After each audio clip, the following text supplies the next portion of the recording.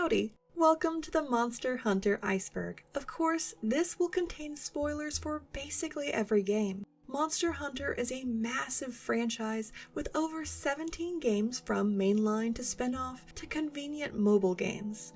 Like its monsters, the series has certainly evolved over the years. This Iceberg is a compilation of icebergs created by Randizer Droshin on Reddit and Akozy Goji on Twitter. Some subjects have been combined for continuity and some additional points have been added.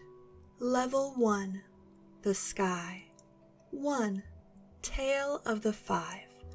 The book Tale of the Five can be found on the player's bedside table in Monster Hunter World, and it essentially acts as a form of creation story for the world, wherein the 5 dragons and their bodies were responsible for all things.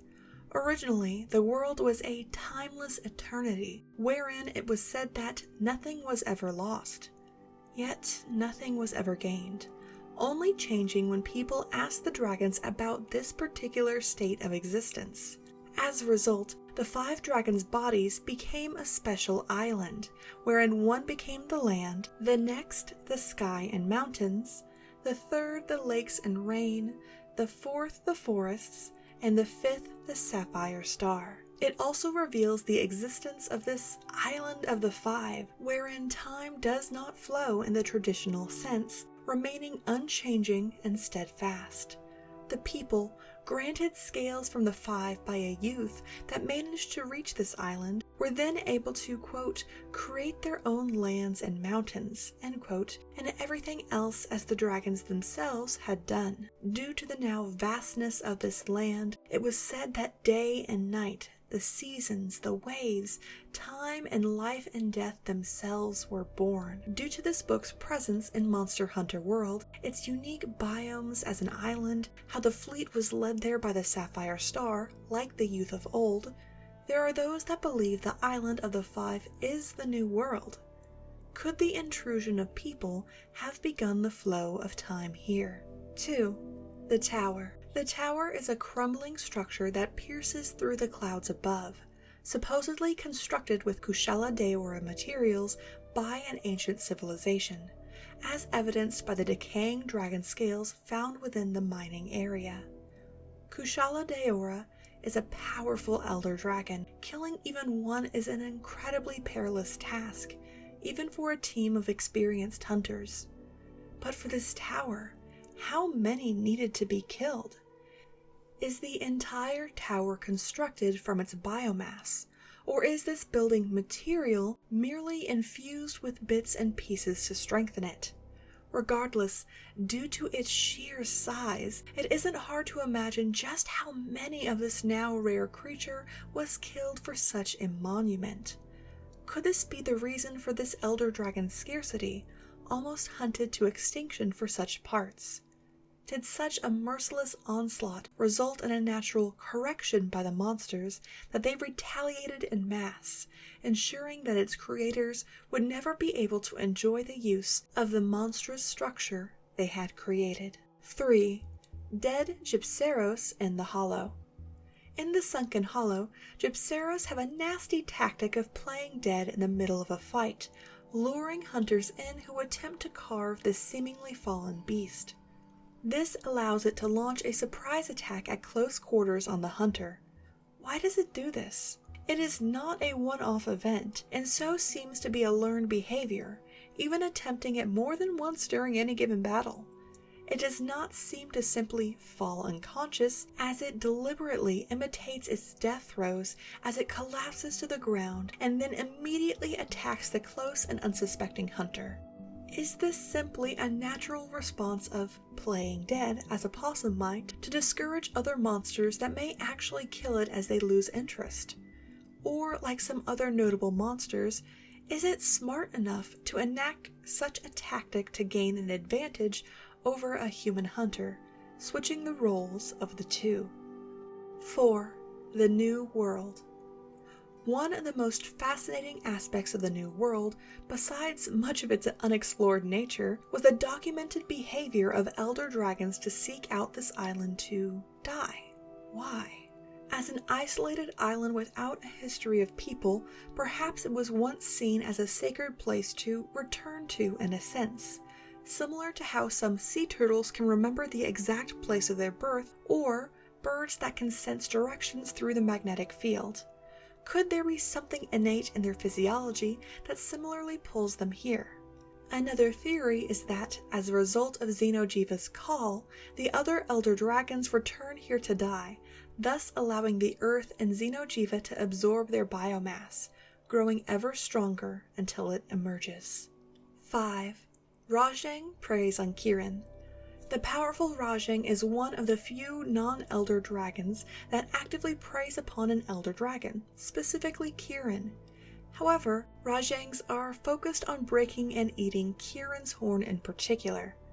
And despite not being classified as an elder dragon, it can take on the likes of the savage Deviljho or Velkhana, the latter of which it has an elemental weakness to, as well as the other elder dragons. How is it so powerful? Physiologically, it is said that it produces its charge with an electrical inner organ, and others have concluded that its tail also has a particular effect, as when the tail is cut, it loses its golden power instantly. But in some rare cases, it maintains this incredible power indefinitely, creating a furious Rajang. Some have noted that it will often reach its golden form after consuming Kirin's horn, most likely the result of the special properties empowering itself, which may accrue over time with the more horns it consumes throughout its life. 6. Hollow Shengeoren and Jurassic Frontier. In the Jurassic Frontier, what appears to be a hollow Shengeoren can be found. This monster, modeled after a crustacean, has led to various speculations on its appearance here. First, many believe that it was killed by some unnamed beast, the meat neatly sucked out of its legs and body, thus seeming to preserve its overall form. The second, playing to its crustacean anatomy, is the result of a shedding or molting, leaving this hollow shell behind. So, one might think that this shed skin is big, but the creature that emerged from it is undoubtedly bigger. 7. Dead Zora-Magdaros. Zora-Magdaros is a colossal elder dragon, encountered early on in World. Presumably, it was headed to the Rotten Vale to die, like the other elder dragons, after making a journey to the New World. However, it seems that it was ultimately being pulled instead to the Everstream, a potentially cataclysmic event that would see the incredible release of Zora-Magdaros' extensive bioenergy that would result in the Everstream and the New World's destruction. It was led away and left to die in the ocean, presumably to create a whole new ecosystem. Given that its sheer biomass may create such an ecosystem, how often has this happened before to where the Commission is aware of this? Furthermore, seen later in the game is a location or island referred to as the Guiding Lands. Through the mists, one can see the spiky mountains that look like the back of the Elder Dragon, now lush with vegetation, and it is here that the skull of a dead Zora-Magdaros can be found. Is this a separate Elder Dragon, or the one we drove off before, demonstrating the rapid development of an ecosystem at unheard of levels? 8. Ancient Civilization. Said to have died out countless centuries ago, the ancient civilization was responsible for many ruins that still exist, such as the Tower, the Sky Corridor, and the Cloud Viewing Fortress. It is through their relics, weapon blueprints, notes on elder dragons and other monsters that have given the modern peoples the noted success and knowledge they have today. They were known to kill monsters in droves, using their parts to build their grand structures as work slaves and presumably to guard their ruins. It is noted in the Sky Corridor that monsters have unusual eerie auras around them that reflect their strong connection with this lost society. And Mesoporta's guild also seemed to note that they attacked hunters and protected certain levels of the Sky Corridor. Were they raised by this civilization and treated better perhaps, honored even, resulting in their loyalty? Or were they beaten and punished, far worse than anything a hunter may do to them, resulting in their vicious protection of the ruins, lest their ancient masters return? Or do these creatures see some resemblance of the denizens of the ancient civilization in the hunters, seeking to eradicate them for what they had done to their fellows? Could these ruins all have been an attempt to reclaim the eternity that they were separated from when the world was made and time and death began to creep upon them? All in an attempt to reach the sapphire star, their last hope, and the guiding light for the modern people of the world. They created structures that reached past the clouds in an attempt to reach it in kind. In addition to slaughtering countless monsters for their buildings, they performed what is known as the Forbidden Act, as they created their own life by taking the lives of dragons and monsters. The equal dragon weapon or wyvern machine soldier was created from 30 horses worth of dragons, and it was this act, combined with all other losses of life, which led to the Great Dragon War, as described in The Legend of the Black Dragon. Most dragons went extinct, and the ancient civilization was summarily eliminated. 9. Joke weapons. The franchise has a long history of joke weapons, such as ones that resemble a stuffed teddy bear or various food items. They do still function as weapons, but how and why are they crafted in the first place? The use of these weapons demonstrates an almost childlike mentality or jokiness to the brutal act of killing monsters and taking the lives they are assigned. Are they just meant for fun? To taunt semi-intelligent monsters? To bolster hunter morale through horrible hunts? Or something else? The teddy bear hammer has a sleeping effect, which one may imagine is released by the very fabric and stuffing beating against a beast, the toxins or fumes inherently deadly to a monster, but not a human. 10. Size charts. Generally speaking, monster size charts refer to the overall length of the monster and have routinely demonstrated the sheer scope and size of many of the monsters seen in the modern-day games. Of course, then we have creatures such as the standard Dalamadur at a little over 1,044 feet or a little over 440 meters. This is gargantuan. In the Rotten Vale, what appears to be a Dalamadur skeleton can be found making up much of the space. However, this skeleton is even bigger than that, with many estimating it must be in excess of at least 7,000 meters, completely dwarfing the ones we know today. The art book actually explains that there are extinct species of Dalamadur, with the ones we see in the modern timelines being the much smaller descendants. Perhaps they, with other megafauna monsters, were wiped out, as alluded to in the Great Dragon War, and the creatures we know today pale in comparison to the power of the ones that came before. 11. The perfect enemy of humanity. Fatalis, known as the evil dragon or the perfect enemy for humanity, is an elder dragon that lives in the ruins of Shroud Kingdom. This incredibly powerful creature brought total ruin to all civilizations it wanted to destroy, even being intelligent enough to copy the ancient civilization's inventions for the monster's own use, reversing the sacrificial role and creating new life. It was said that Fatalis would melt the bodies of fallen humans and hunters onto its body so it could wear them like they wore its brethren. 12. The EDW and the Great Dragon War. The EDW, or Equal Dragon Weapon, utilized during the Great Dragon War is described as thus. The Equal Dragon Weapon was discovered in some ruins, an ancient storage facility. It is possibly the only remaining weapon of war from the age of the Great Dragon War. This man-made dragon was pieced together from parts harvested from over 30 mature dragons. However artificial, the Equal Dragon Weapon boasts a might comparable to any living dragon. Its physical strength, endurance, and firepower are said to have posed the most relevant threat to the dragons during the ancient war. The technology behind crafting an Equal Dragon Weapon reached its pinnacle during the Great Dragon Wars, but that technology, along with the great dragon hunters of the day, ancestors of the modern-day monster hunters, were not destined to last.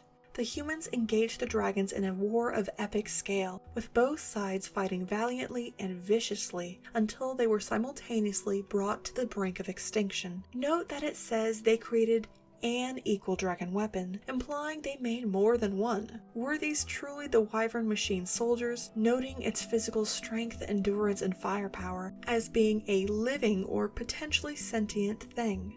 The dragons then had to fight against an abomination, created from the very sacrifice and parts of their fallen fellows, now animated and wielded against them. 13. Lao Shenlong is running from Fatalis. Lao Shenlong is an elder dragon generally known for being extremely docile. However, it breaks through and seems to approach and endanger a town, leading to the hunter being assigned to kill it. In actuality, many believe it wasn't frenzied or intentional in such movements, but was instead purely fleeing from Fatalis. Why would it flee from Fatalis, who was known for its hatred of people, not dragons?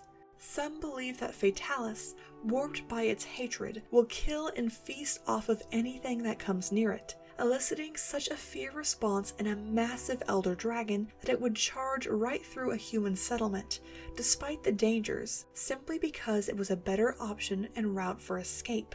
Did Fatalis use this fear to direct its fellows during the Great Dragon War? Just what did Lao Shenlong know about Fatalis to impact it so? 14.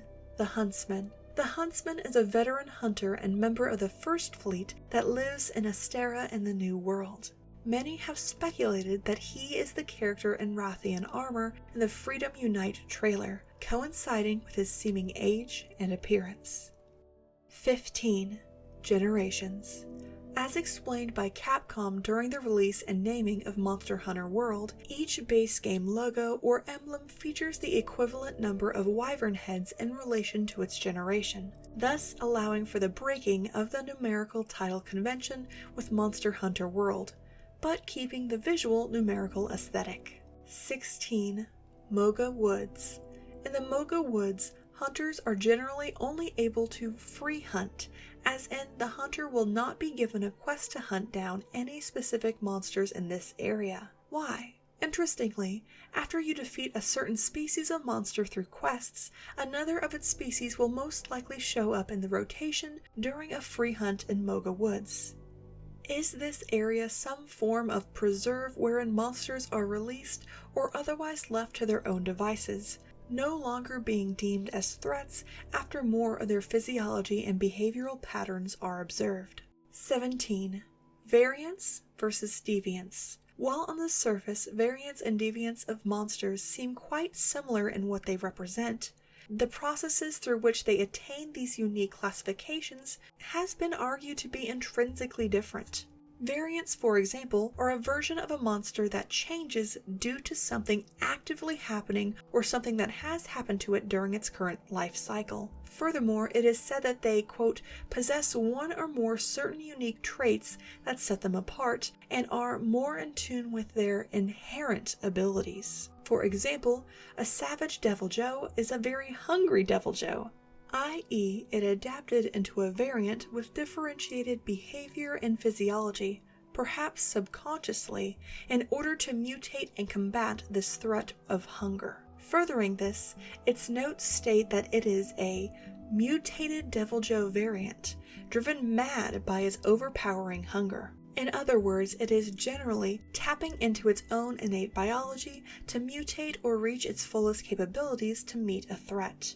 Deviants, on the other hand, seem to be the product of intentional physiological changes to meet certain needs, generally being exclusively comprised of individuals that have survived harsh conditions and have changed to overcome said extremes they faced, with a unique appearance, fighting style, and so on. We see this with the Soul Seer Mizutsune with its aged form, paler hide, scars along its body, etc.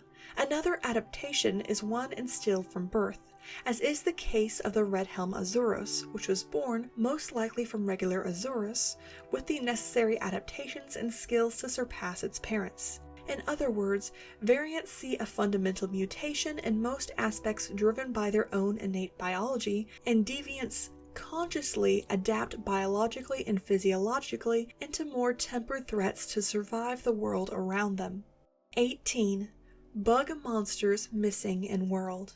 In the New World, the only bug monsters seen are barely able to be called monsters, with the likes of the diminutive Vespoid or Horntar, for example. Noticeably absent only in World and reappearing in Rise, insect monsters like the Celtis Queen are nowhere to be found. Some have speculated that, like their real-world counterparts, their niche in the ecosystem may have already been replaced in the New World. For example, generally speaking, insects aerate the soil, pollinate blossoms, and control insect and plant pests. Many insects, especially beetles, are scavengers, feeding on dead animals and fallen trees, thereby recycling nutrients back into the soil, which seems to be filled by other creatures in this new world, perhaps even safi'jiiva who takes in biomass energy, and maybe it's easily handled by the smaller insects found here, which find just enough nutrients to sustain small numbers of their kind and their equally small forms. 19. Mysterious fish. A mysterious fish, named the Sea Lord's Crest, is caught to complete the concealed mystery trophy. Its notes state that these beauties lurk at the bottom, save when surfacing to feed by night. They're so rare they're said to be familiars of the sea god. What sea god are they referring to? Is this a nod to the tales of the five and the one that became the ocean, the waters? Or is it a simple old wives' tale, passed down, or something more? 20. Black Diablos and Heat. Considered a subspecies by the Hunters Guild, the Black Diablos is actually a female Diablos in heat, their rich black coloration potentially serving as a warning to trespassers of its heightened aggression and physical state. They are said to even attack their own kind during this time period. 21. Safi'jiiva looks at the player. Many fans have claimed that Safi'jiiva looks at the player, not the hunter, adding to its unsettling and otherworldly visage. However, given that Shara's eyes are noted as being fixed, perhaps it is due to a visual illusion aided by the stylistic direction that coincide with Buddha's statue, which fits its theme. It has to do with the positioning of the eyes on the face at an angle, the size, round shape of the eyes, the concave curve to it, and with a little extra help from the mostly transparent layer covering it. Observe the given picture and tilt the screen or your head left, right, and so on, and it should still have the appearance of watching you. 22. Plesioth Hitbox.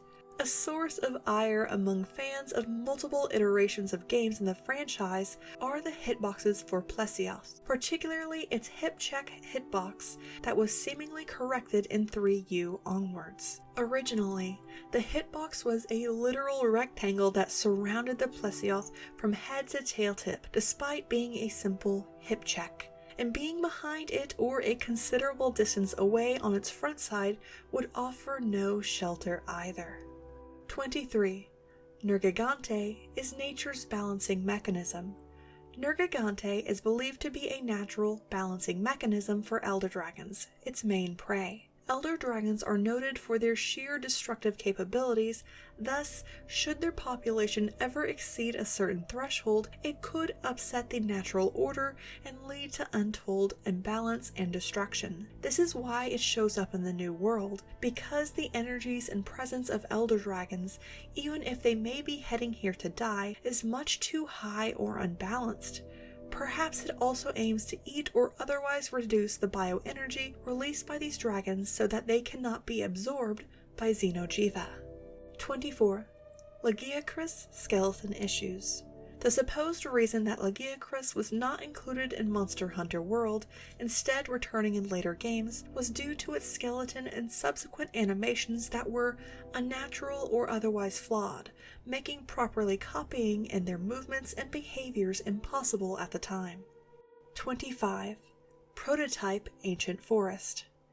As shown in the prototype hunt footage for World, Anjanath can be seen climbing the tree after you, and an actual Lagiacrus emerged, snapping up the Anjanath in its jaws and flinging it aside before turning to the player. Supposedly, the Lagiacrus was meant to be the apex of the ancient forest, but was ultimately removed due to the previous issues and replaced by Rathalos. 26. Monster Hunter Movie. The Monster Hunter movie was met with much ire by longtime fans and middling reviews, as modern military soldiers from our world were teleported into a desert region in the Monster Hunter world. However, the implications of this could perhaps point to the later incursions of Geralt in the Leshen from the Witcher world or the Behemoth from Final Fantasy. The Sky Tower is home, apparently, to a portal that allows Artemis to return to our real world, and thus she believes that Sky Tower and its portal capabilities could later release these monsters upon our world. Assuming it was created by the ancient civilization, what is still powering this seeming portal, and will it continue to factor into later games? 27. Copper Blanganga. Unlike the main Blanganga, which is larger and is noted as being the stronger alpha of the troop, the Copper Blanganga evolved due to the loss of its troop of Blango, so it grew larger and stronger in order to survive, which seems like it should classify it as a variant, although it is not labeled as such. 28. Monster Hunter does PvP. In Monster Hunter Stories 2, the option to hold PvP play in which 4 monster riders in teams of 2 fight alongside a chosen monster against the other team can be found. Players as well as their monsters or monsties are attacked and defeated in this event, similar to encounters with human enemy riders in-game. Is this seen in-universe as a mere training routine, as it takes place in the arena, or is it more of a blood sport? Parts can be broken and monsters seriously injured, if battle status updates are to be believed. So who would actually fight another capable monster rider or monstie in such a dangerous match? 29. Dundorma is constantly attacked by elder dragons.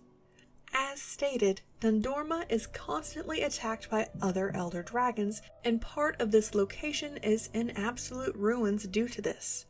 But the reason is never explicitly stated.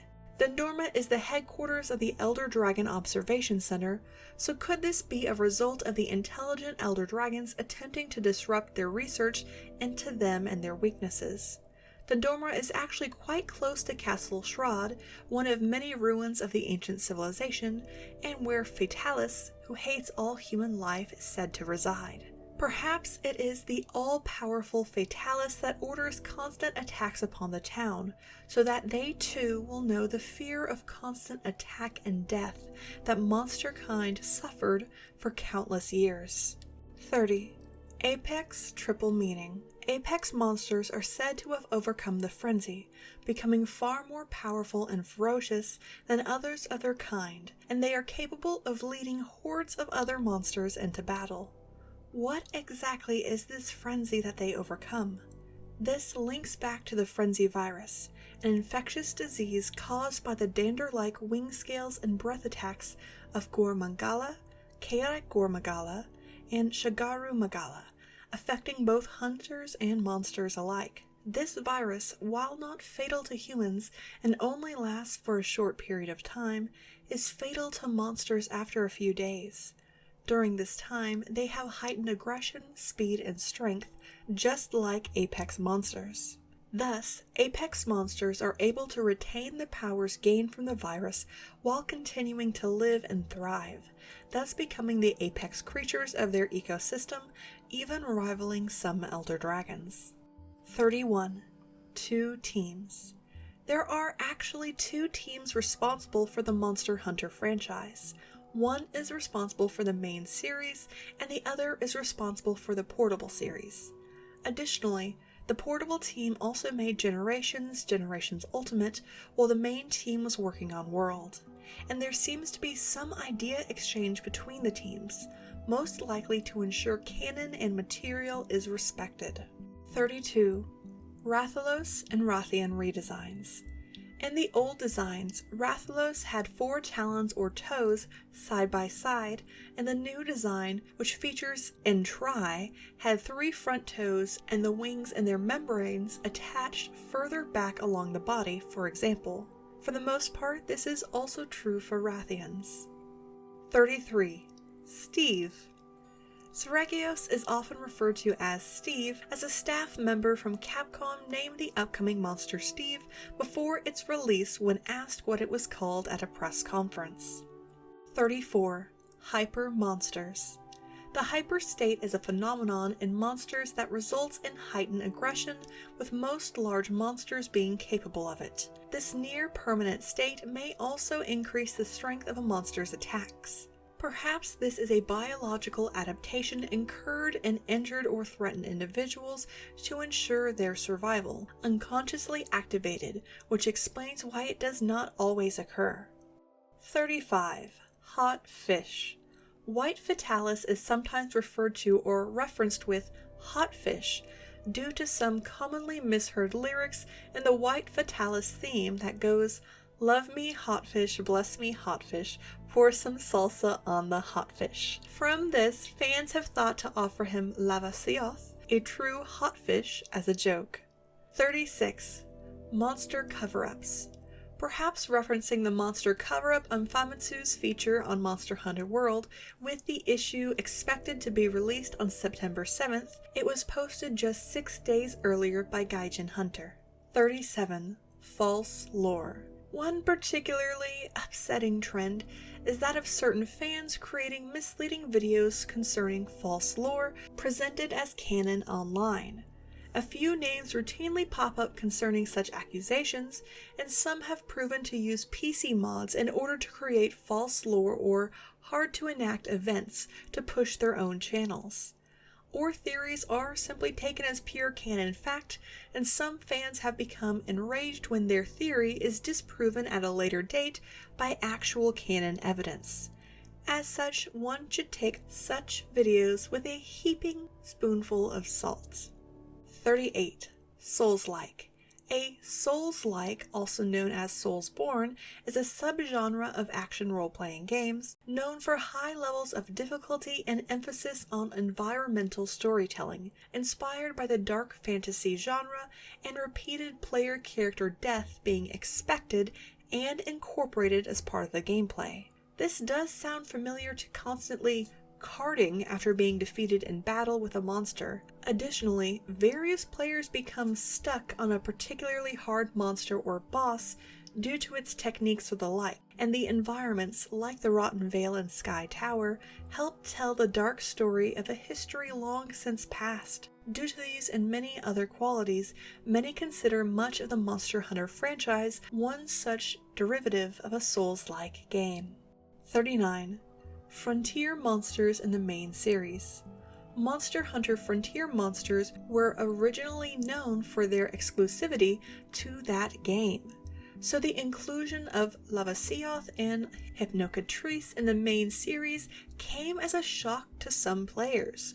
Prior to this, was there an in-universe explanation, save for the meta one of forced exclusivity to draw players into respective games and spin-off games? Perhaps such monsters felt the familiar call or were otherwise brought to other regions, integrating with the native flora and fauna, or perhaps they were always found in these specific locations but had yet to be discovered. 40.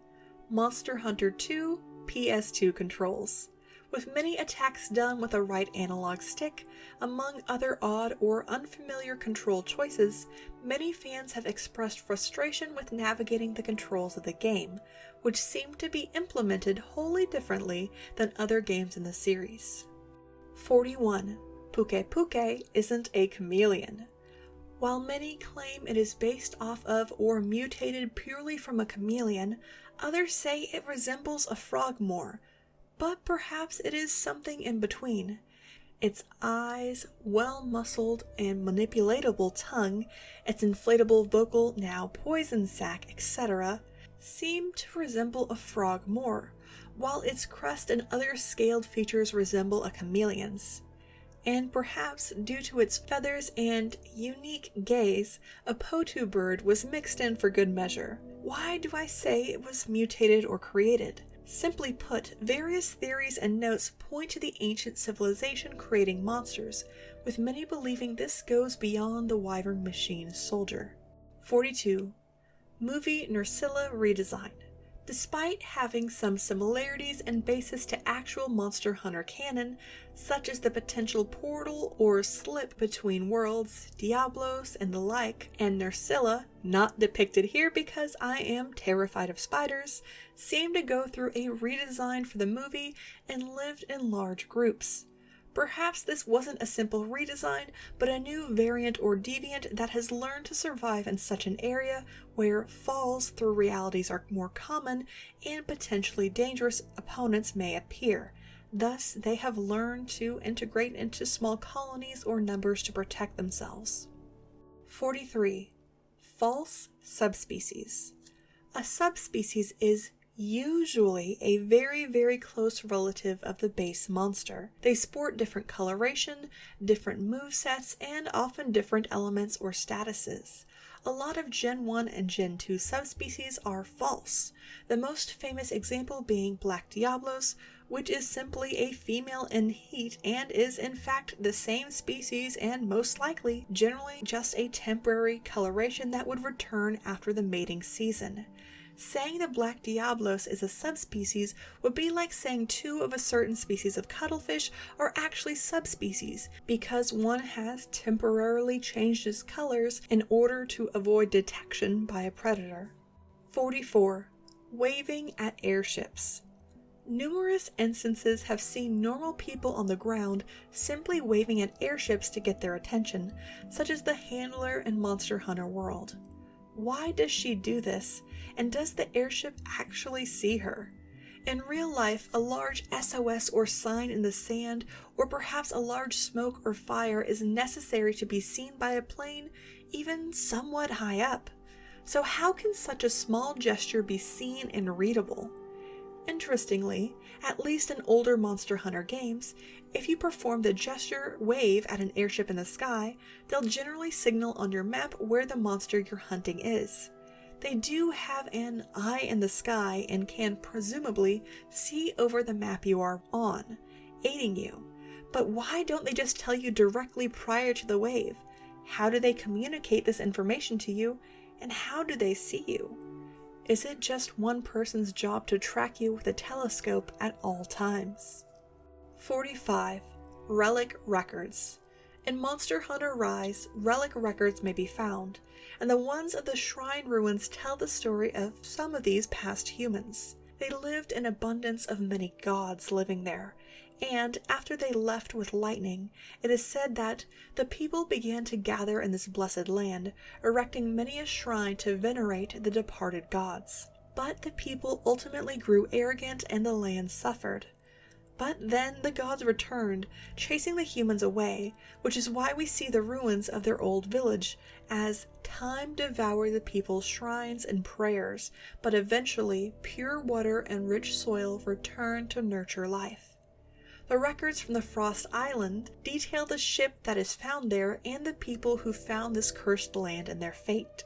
The sandy plains tell of an old hunter who longed to return home. A map showed that his village was just over the horizon, but an unfamiliar wasteland sprawled between him and it, and several days passed with no sign of his home anywhere. He began to fear some fault in the map had led him astray. And it is ultimately revealed that his home and lands were buried under the sand in the time he had gone. The lava caverns tell of a study that was done there, but was cut off by violent tremors and waves of monsters that emerged. The final records tell of the rampage, but alas, our defenses fell, one after another, and then the Hellfire Beast attacked, sealing our defeat. But the writer here preserved to lead his or her people to safety. In each of these events, the sheer power of these monsters and gods cannot be understated. Almost all met a horrible end as they were attacked and forced to flee or die in each of these lands. Subsequently, some theorize that these marches and rampages are the result of a new people coming in, like the latest division, and it is the next in a long line of attempts to drive them out for good. 46. Naruto references. On the official Monster Hunter Twitter, the account says, "Believe it, give your feline a mythical aura with a 9 tails palico layered armor," directly referencing the 9-tailed fox not only in Japanese lore but in Naruto, further connected by the phrase "believe it," which is Naruto's English phrase. 47. Serpent Skeleton. A creature teased in various art books is the ancient serpent, which many fans believe is the skeleton found in World. While the overall species is said to survive today, its legs and wings have supposedly degenerated over time, so the skeleton found here is one of a very ancient kind. 48. Monk Snail. It is also possible for this monk snail to roar when one emotes at it at the right time. It is said that the monk snail hides undersea during the day, and surfaces when night falls to eat squid and other things. This may be what the bioluminescent shell is for, with the light attracting plankton and fish, which then attracts squid. It is also quite large or giant, and its form and big eyes are a reference to Umibozu, a yokai that is generally believed to appear to sailors on calm seas, which quickly turn tumultuous.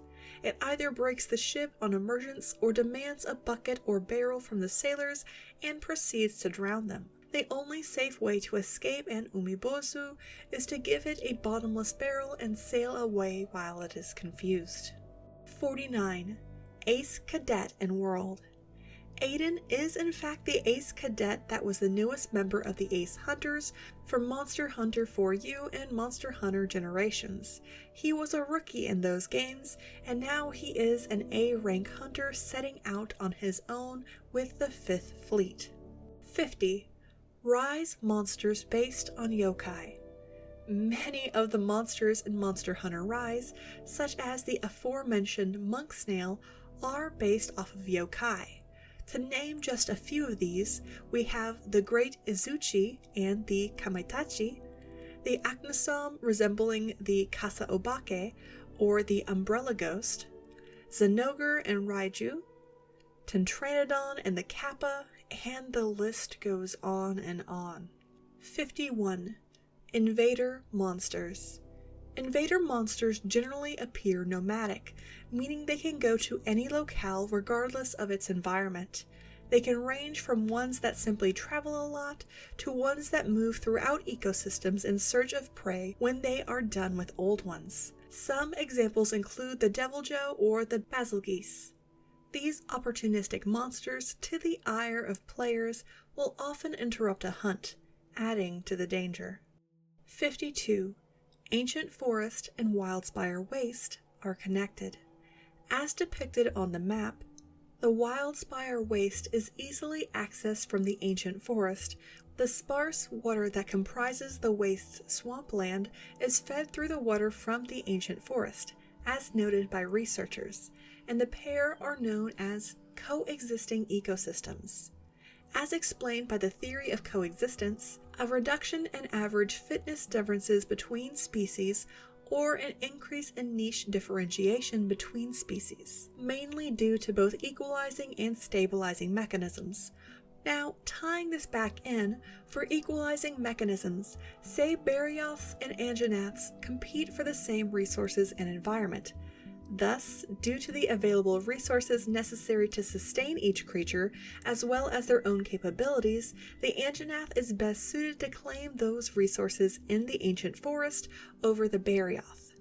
Puke, after certain events, may be found in the Wildspire Wastes, thus creating more competition in the wastes from an equalizing perspective and perhaps due to them being pushed out to some degree from the ancient forest. On the other side, stabilizing mechanisms refer to individuals from a specific species competing with others of its own kind rather than others. Again, this could be the result of the Puke's dual appearance being pushed out by its fellows. The presence of these demonstrate the integrated coexisting ecosystems that balance one another between the two areas.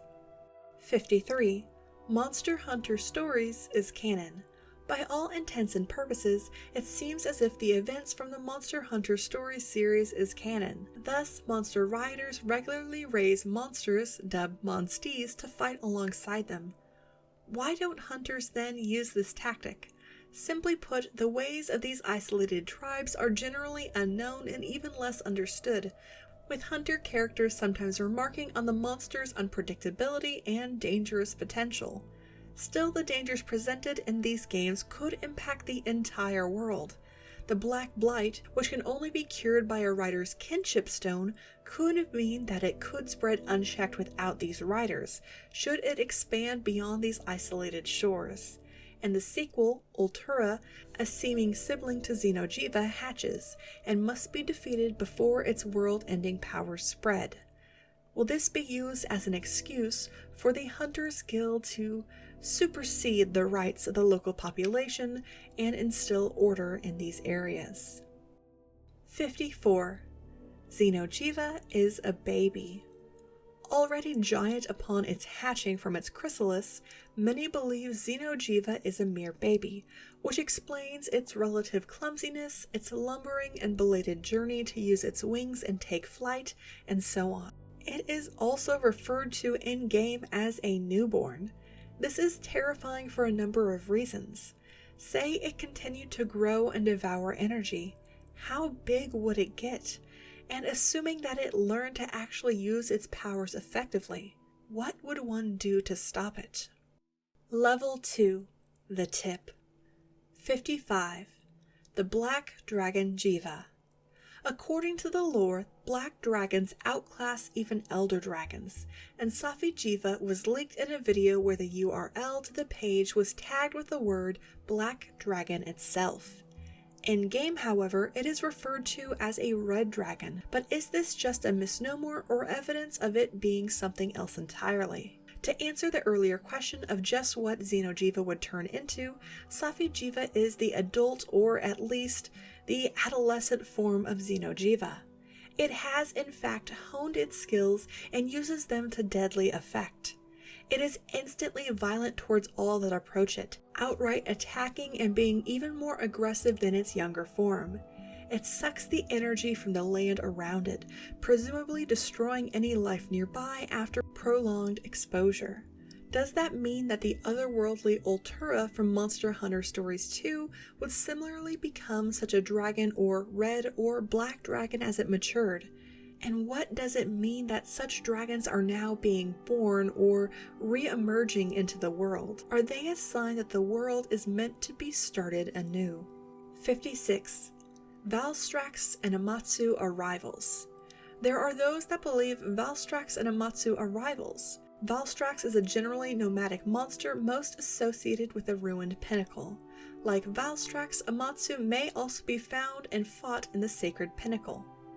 Due to the small size of this area and the normally territorial nature of elder dragons and turf wars, it is highly likely that these two regularly clash for supremacy over this area or areas.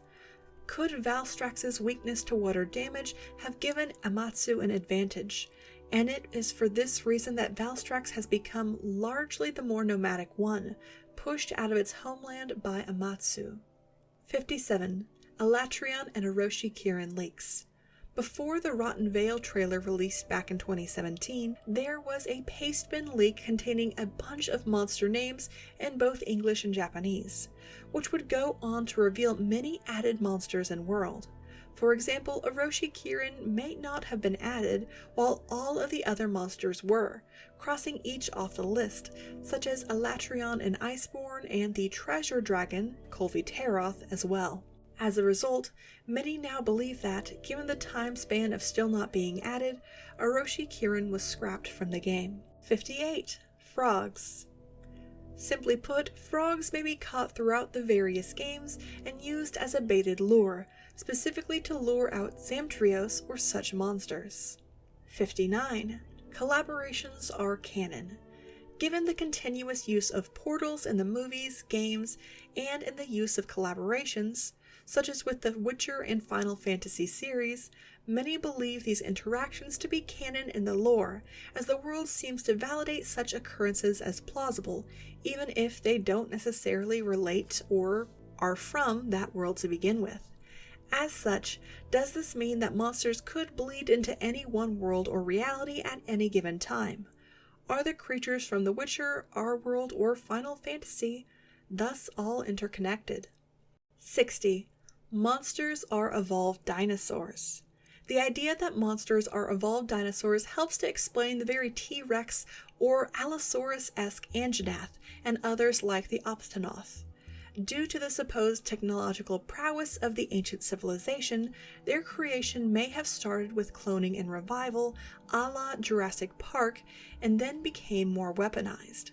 Like popular movies and media portray, most humans and scientists may be a bit too curious in creating and combining genes to make cooler dinosaurs. What's to say they didn't stop there? On the other side, others still believe that the portal through which characters and collaborations with other franchises go is the result of time travel to alternate realities that are wholly from the same one. 61. Custom quests. A common issue that surfaced during Monster Hunter 4 Ultimate's time was that of custom quests. In effect, someone hacked the game, tweaking the codes in order to allow for custom quests to be created, which may have potentially allowed 3 Fatalis at once, giant great jaggies. The possibilities are endless. This, along with generally cheating and breaking the rules of the game, often allowed these users to get time-locked or other rare materials with ease. 62. Seragios and Basilgeuse are close relatives. Fans have speculated that Seragios and Basilgeuse are close relatives, most likely branching off evolutionarily a long time ago. Both shed scales for combat by flinging them, they both utilize the same landing animation, and each have spike-like scale patterns around their necks, tails, and the edges of their wings. Others still claim that they are taxonomically very different and merely utilize similar animations for meta-coding purposes. Additionally, it is not unheard of for wholly different creatures to utilize similar adaptations or biological structures. 63. Sakura Method. A common method, known as the Sakura Method, utilizes a particular DLC where you are supposed to deliver coals and the subquest is killing the Brachydios. In order to do this, just kill Brachydios only, do not mind, and then end via subquest, and a high quantity of enduring talismans should be yours. However, it seems as if this method has now been patched.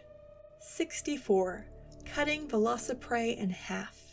Seemingly kept until the 3rd generation, a great sword was able to fully cleave a Velociprey in half, resulting in an uncarvable dead monster.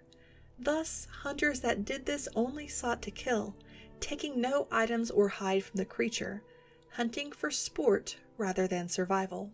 65. Popodrome and Beta Acylos. There are 2 interpretations of the Popodrome. The first is that the Popodrome was the Beta Gammoth, resembling a large woolly mammoth with popo tusks. The second, possibly inspired by this, sees a Popodrome as a relatively popular custom quest that saw a modified large popo that had the capability of one-shotting the player. Similar to the Popodrome being a relatively large popo with a trunk, the Beta Astylos used a Rathian base with spikes and a head crest superimposed upon it. 66. Deviljho eats its own tail. Tail carvings are a pleasant carving resource for rare parts, and one may initially consider themselves lucky for severing the tail of the vicious Deviljho. However, this monster will literally eat its own tail, depriving you of that lovely carve. It seems its voracious hunger will allow it to self-cannibalize itself, as long as the part in question is no longer attached to it. As a result, could this signify that it may be cannibalistic or actively fight others of its kind, if hungry or desperate enough? 67. Carapacians are urinating. Carapaceans, a monster class modeled after hermit crabs and other crustaceans, are actually peeing at you when they fire water at the hunter.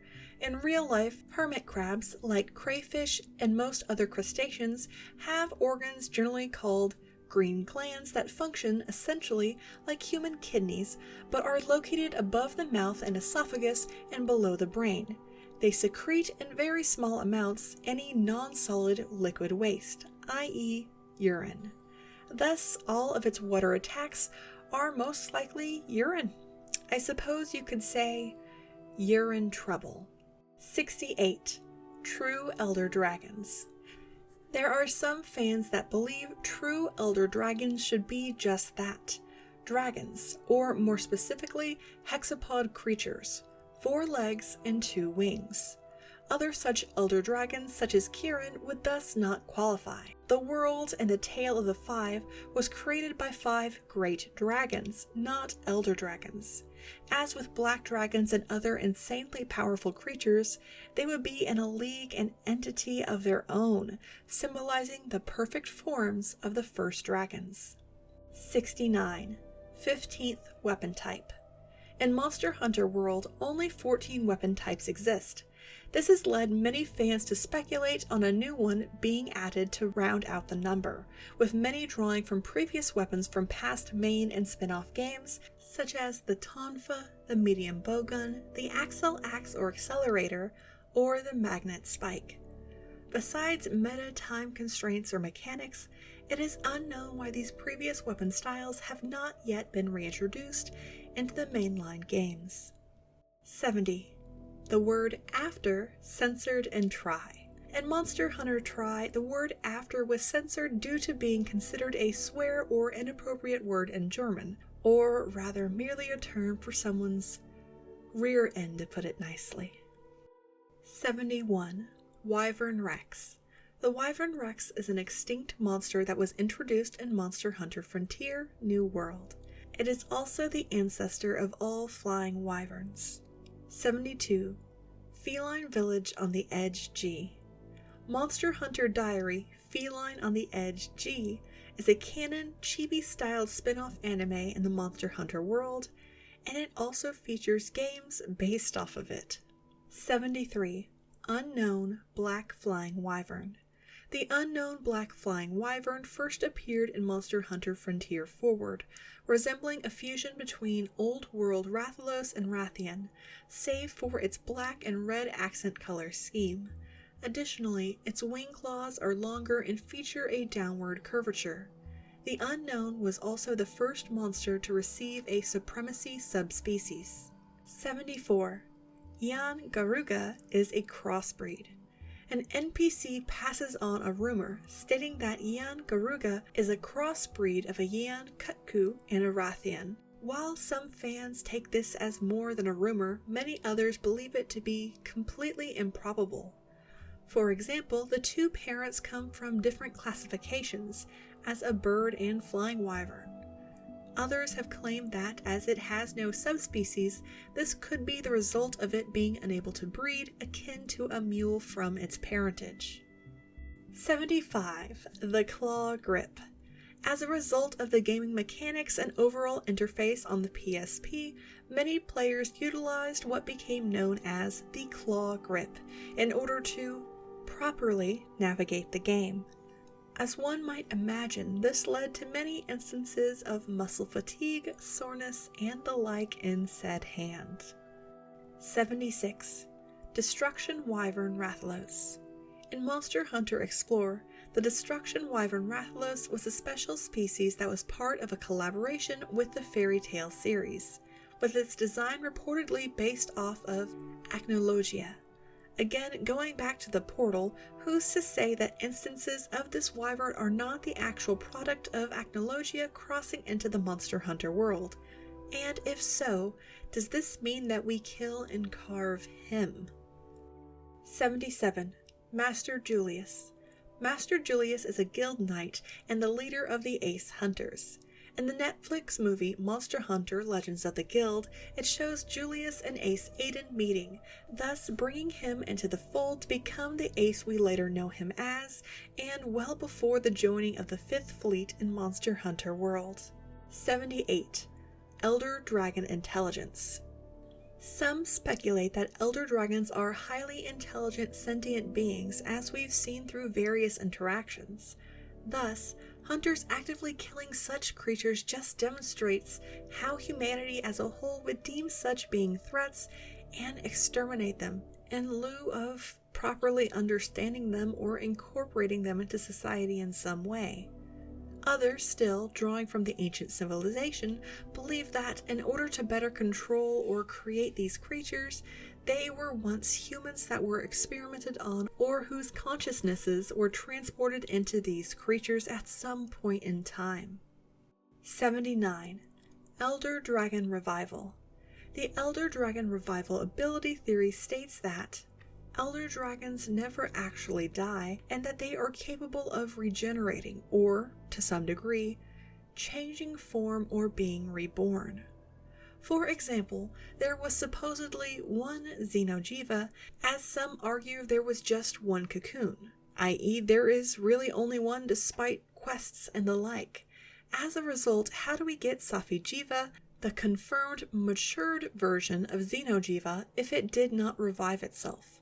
Only certain parts are carved from their hides, and, so far, we seem to leave elder dragon bodies behind before returning to base. The powerful black dragon, Dire Moralis, has a carvable item literally called Immortal Heart, which, even with this removed, could this mean that it could still be immortal and revive after resting? Additionally, what if these creatures merely played dead or entered some form of protective hibernation, slowing down their breathing and bodily functions so much that it appears as if they had died?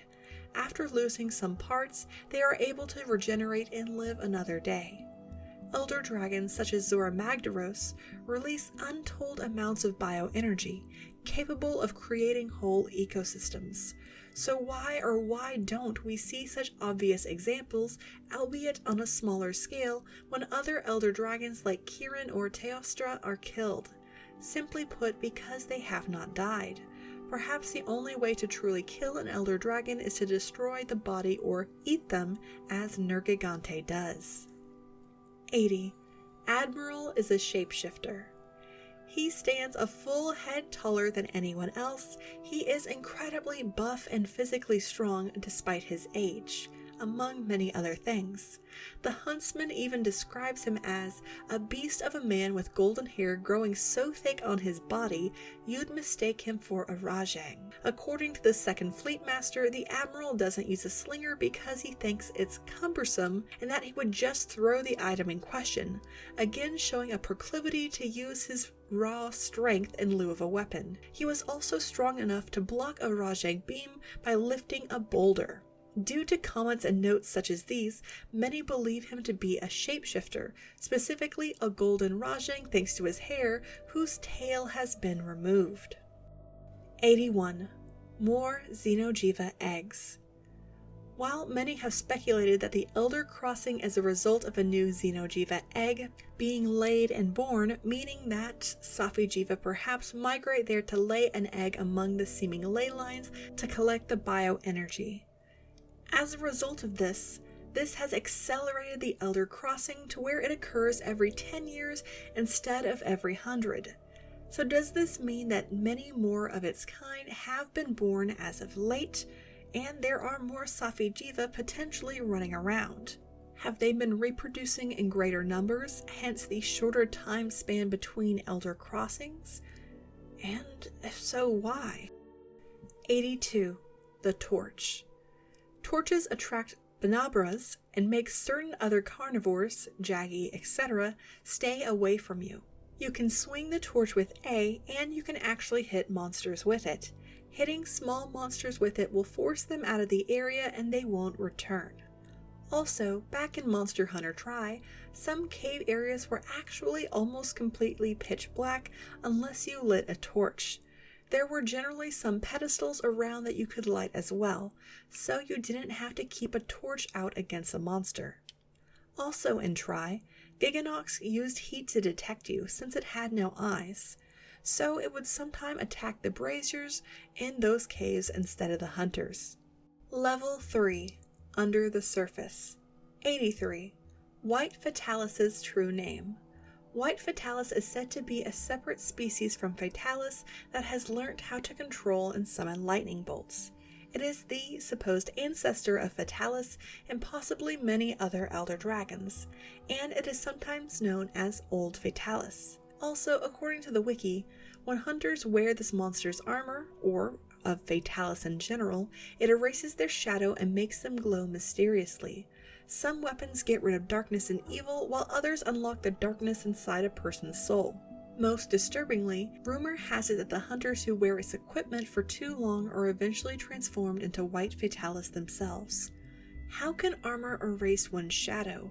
Its inherent powers seem to either glow and illuminate, thus giving the illusion of eradicating darkness, the absence of light, or something else entirely. 84. Multiple ancient civilizations. Particularly with the added lore of Monster Hunter Rise, many now theorize that there were multiple ancient civilizations, with the dominant one that experimented upon monsters and initiated the Great Dragon War being the preeminent or most powerful one. As seen in the flooded forest, the ruins, the destroyed ships, the buried city, and everything in between in Rise, each of the records seem to denote separate civilizations, and as their seeming technology and occasional reference to monsters suggests, they had a wholly different culture when interacting with them. Thus are today's humans descended from these alternate ancient civilizations, while the main one was wiped from the map and existence, thus allowing the race to live on and preventing surviving humans from demonstrating or directly passing on the forbidden knowledge of these people, simply because they were not a part of it. Additionally, others believe that these additional groups were once part of the main civilization, but for one reason or another decided to leave and start out on their own. 85. Quests are only done once. One fairly common theory that, outside of the meta sense, is that quests are only completed once. In other words, every time a player redoes a quest for more rewards, the quest had already been completed and is not canon. Others have looked at this as going back in time to rehunt specific creatures and carve additional parts, especially when aiding other players on main storyline missions. In the case of Kolviteroth, for example, each stage features the same setup and dialogue, simulating a form of time loop. Others still merely see them all as one particular hunt, with the player carving as many resources as they need. 86. Don't trust the wiki. A fun theory states to not trust the wiki because it, like the common Wikipedia, can be edited by anyone. Of course, this opens it up for non-canon interpretations of lore, intentional misdirections, or simply falling victim to not being official in their information sources, to a degree. 87. Kezu is cute. Given by the client known as Fussy Girlfriend, the summary for this quest states that she and her boyfriend disagree over which monster is cuter, Somnacanth or Kezu, her winner being the latter. Because the, obvious, many find it both amusing and disturbing given some interpretations of its appearance. 88. Monsters are bred for the arena. One common question is where monsters found in the arena come from.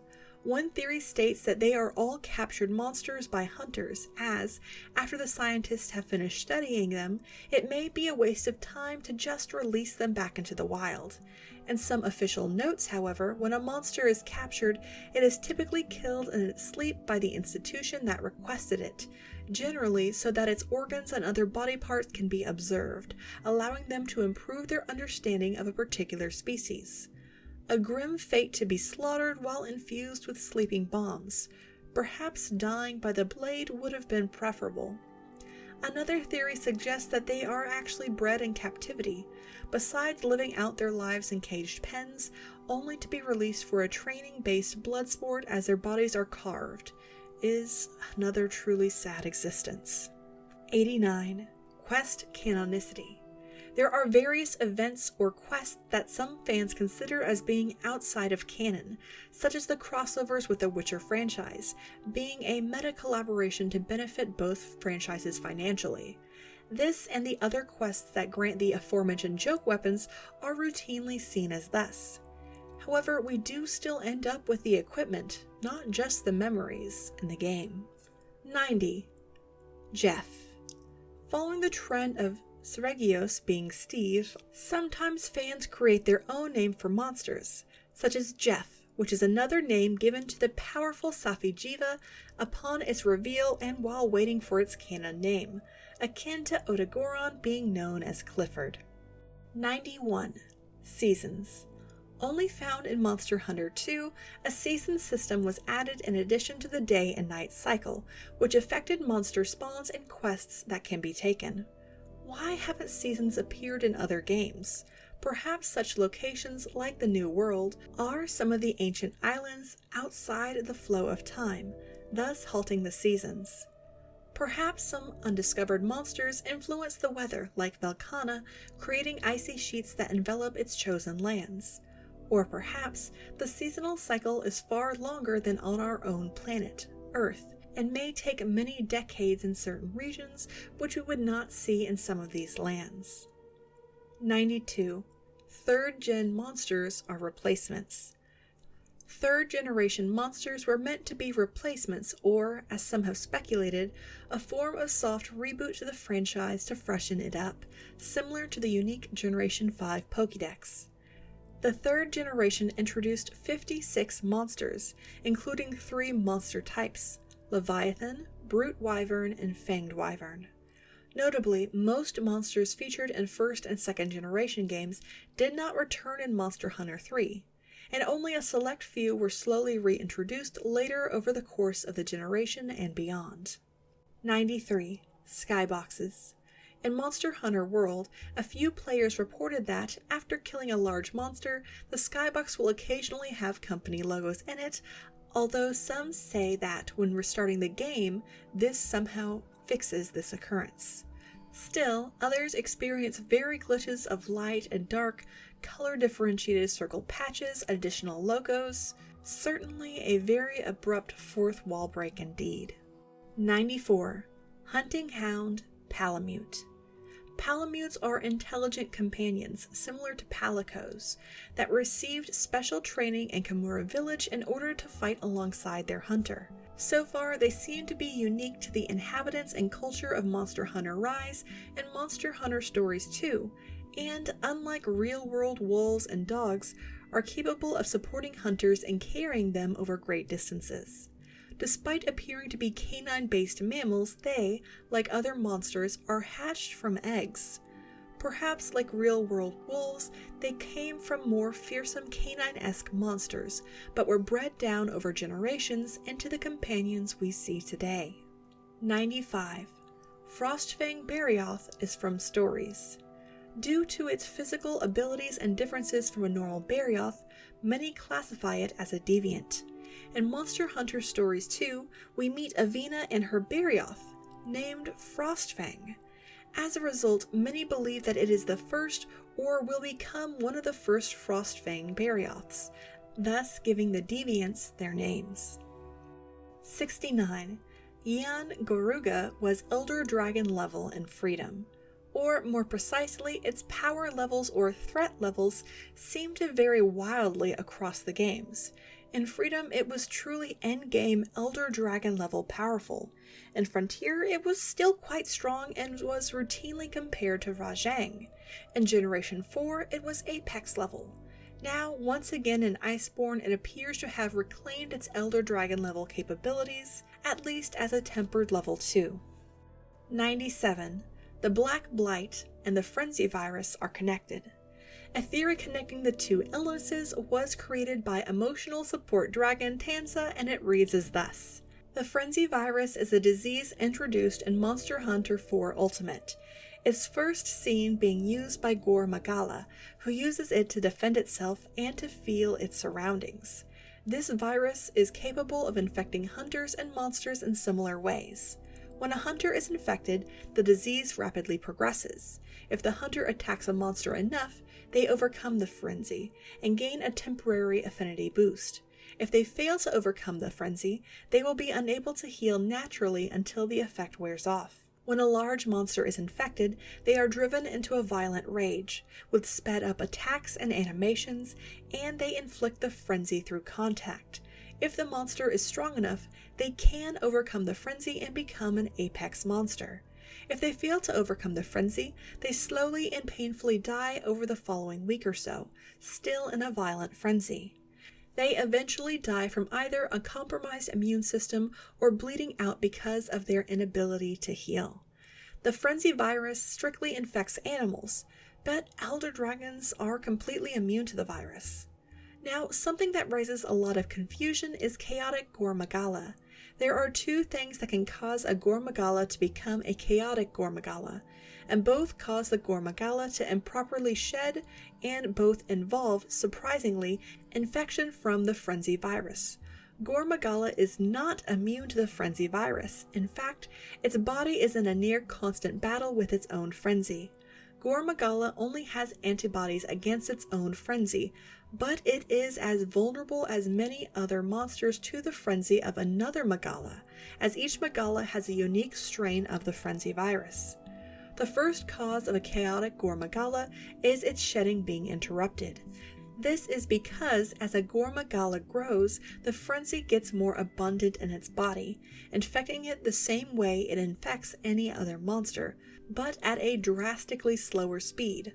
A Gore Magala sheds to overcome its own frenzy. When this shedding is interrupted, typically by a large monster, the frenzy fully infects them. They exhibit the same symptoms as any other monster. The inability to heal means that they're stuck between shedding, because the new scales are unable to form beneath the old ones. The second reason is infection by the frenzy of another Magala, usually a Shagaru. The main reason Shagaru Magala makes such a large cloud of frenzy is to ensure that no other Magalas can successfully shed in the general area. From here, the infection progresses the same way as it does in other monsters, creating a chaotic Gore Magala.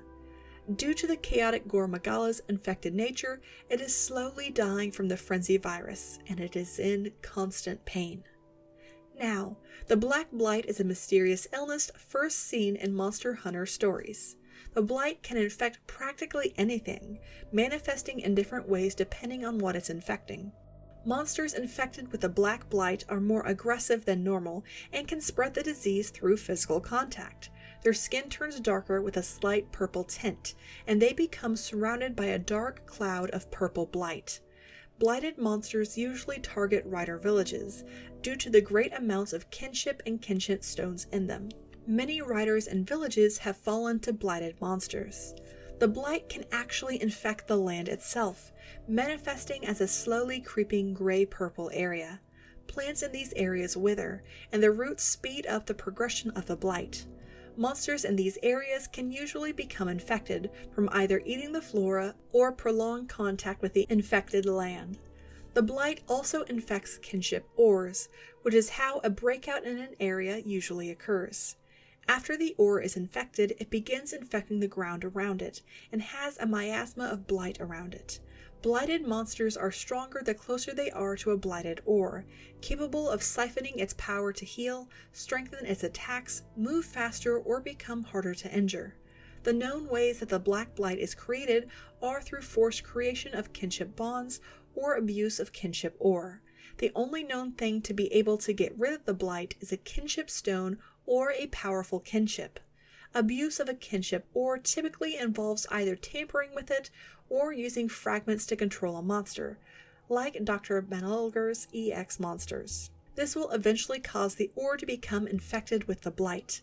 The forced creation of kinship bonds is much more dangerous than the abuse of a kinship ore, and is the topic of the next section. The Black Dread is the title given to Makili Pietro, a powerful elder dragon capable of using the Black Blight to an apocalyptic extent.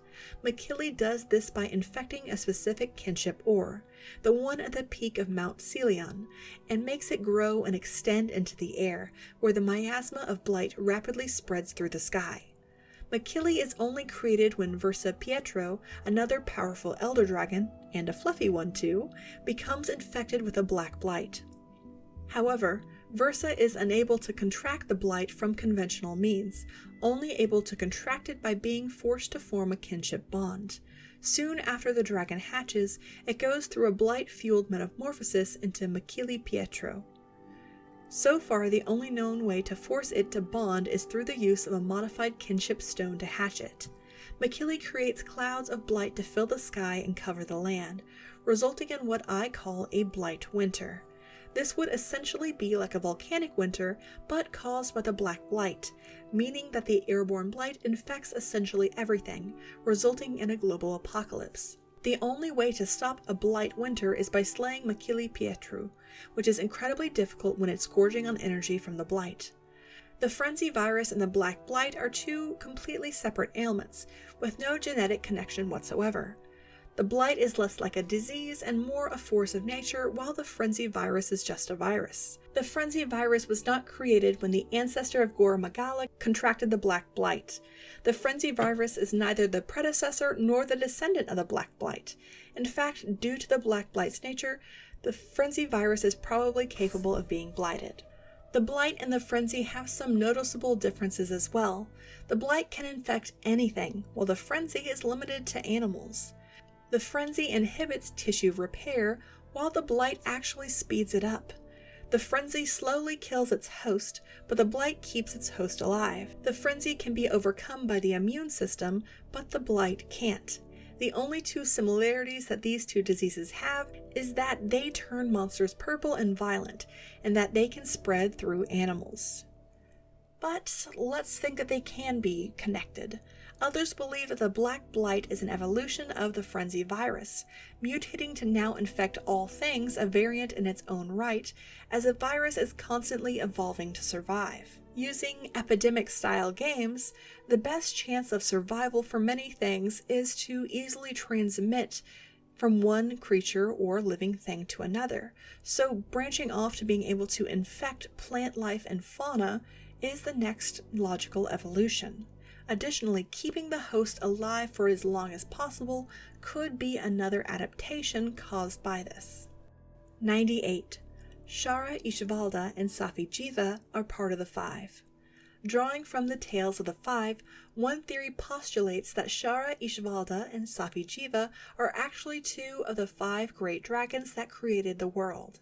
Their size, immense powers, seeming abilities to draw in all bioenergy, especially safi'jiiva's, infant form, being able to even call and bring in other elder dragons, points to them being in an entirely different league above them. Additionally, Ultura seems to follow some of these conventions, with its immense power threatening the entire world, causing a mass migration of Rathalos, and whose effects change the monsters and world about it. If so, could these monsters be the beginning of the end of the Monster Hunter world, once more to start anew? Humans and Wyverians seem to steady, kill, and use monster parts for their armor and benefits. Perhaps, while not as great of a threat as the advanced ancient civilization, the five are being called to rematerialize to right this balance. Every time the creatures are slain, it simply pushes back the inevitable. 99. Roars of the Hoarfrost and Ancient Forest. Heard in Iceborne as well as in the main Ancient Forest, a particularly sinister roar can be heard.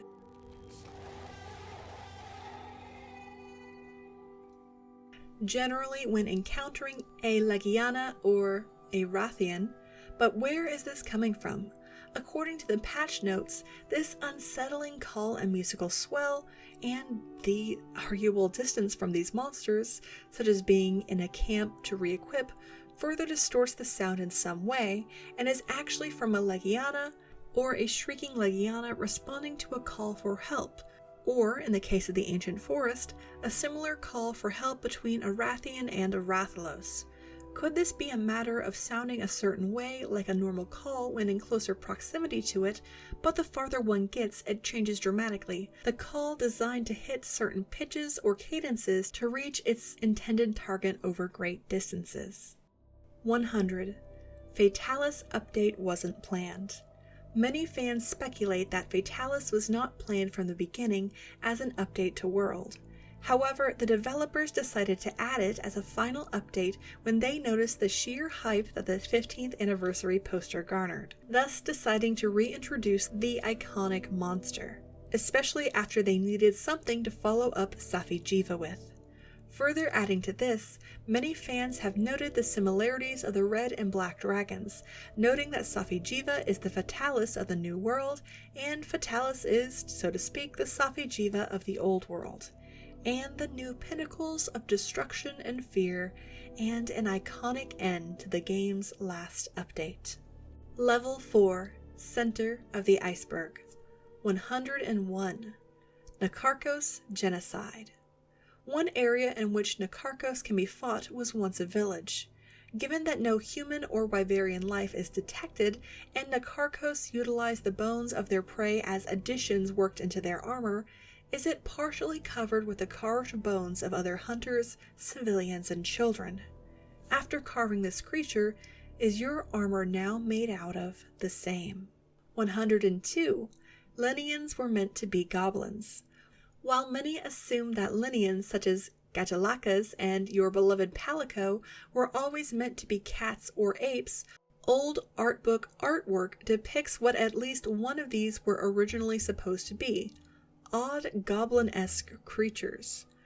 Other Lineans, such as the Grimalkin, all seem to follow this more feline visage, belonging to the same 5th generation Linean group as Gajalakas. Looking back at the 2nd generation Lineans, the Shakalakas, they do seem more goblin-esque with the leaf loincloths and figures, but in the gap of their mask's mouth, their ears and the top of their heads seem more feline, even though their claws can be interpreted either way. That being said, according to other original sources, Uriki, Shakalakas, Gajalakas, and Boaboas are the ones based on apes. So were the feline Lineans always planned and the goblin Lineans replaced by furrier apes? Besides being cuter, why was the decision made for Lineans to be the way that they are? The reason for this shift away from the more humanoid goblins is ever unspoken. 103. Fan-made monsters. There are various fan-made monsters such as Gaia, the Fortress Dragon, Huialis, and many more. For example, the Gaia Dragon is an exceptionally rare elder dragon that first appeared as concept art before appearing in the fan-made game Monster Hunter EX2 at only X rank and above. Due to their adaptable nature, they can be at home in various environments, with the moss-covered variant being the most well-known, although the obsidian, marsh, and lava variants have been noted. Many of these creations and other mods can be found through Nexus Mods, but use them at your own risk. 104. Jaw Wyvern. Of the Monster Hunter Wyvern classes, there are 6 known types: the bird, flying, piscine, snake, brute, and fanged wyverns. However, various theories have suggested that a 7th wyvern type, the jaw wyvern, exists or has otherwise gone extinct. Others still believe that monsters such as Tetsukabra, Uragan, and Dodogama would be descendants of or should otherwise create a new classification of jaw wyverns, due to their abnormally strong and structured jaws, with the Dodogama jaw even being a carvable resource. Of course, as always, others disagree with these theories due to the pre-established taxonomies and lore. 105. Original Gypceros. There are those that believe what is now relegated in art books as the close relative to the Gypceros featured more scales, sharper crest features, and an altogether different tail structure, was originally intended to be the main creature, with this beta design being scrapped and added into the lore as a result. 106. Monoblos is only encountered on Solo.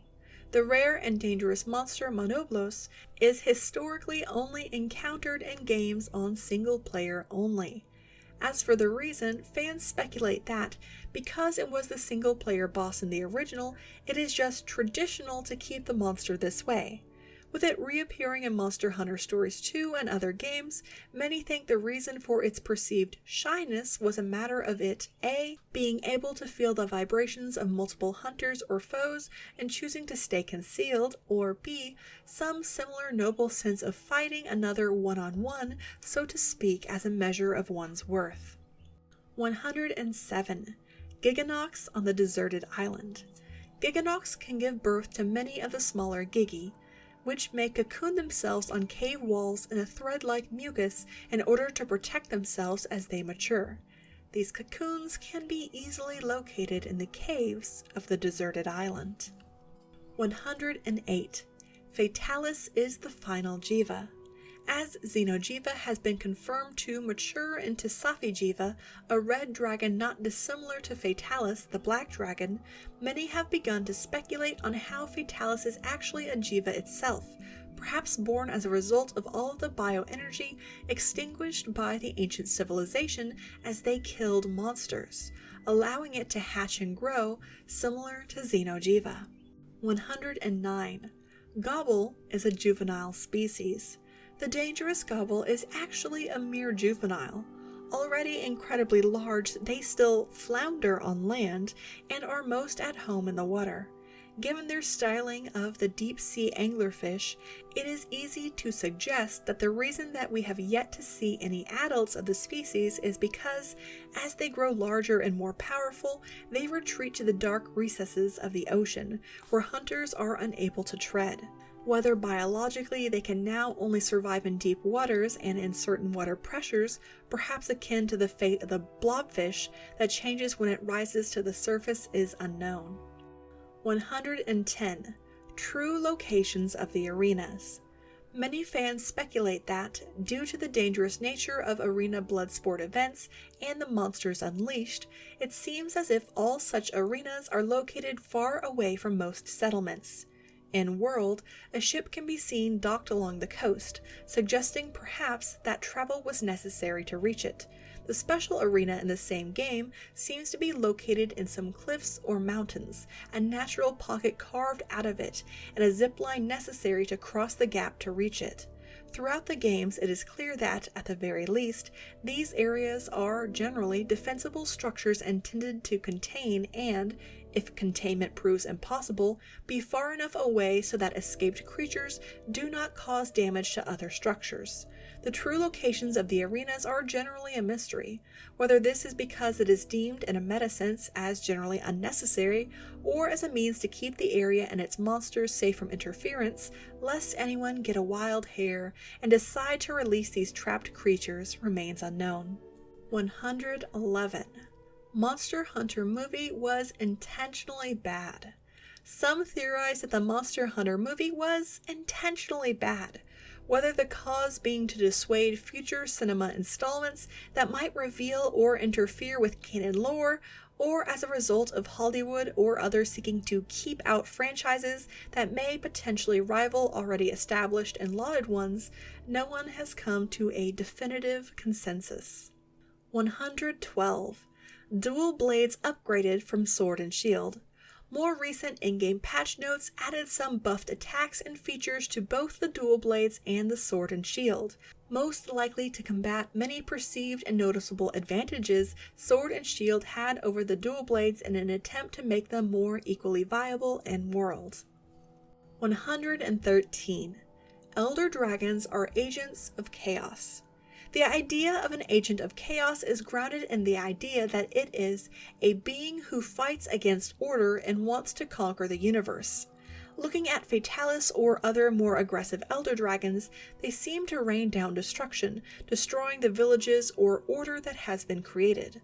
On the other hand, their sheer power brings chaos and change to established ecosystems, such as the violent thunderstorms that appear in the Coral Highlands simply by Kieran's presence.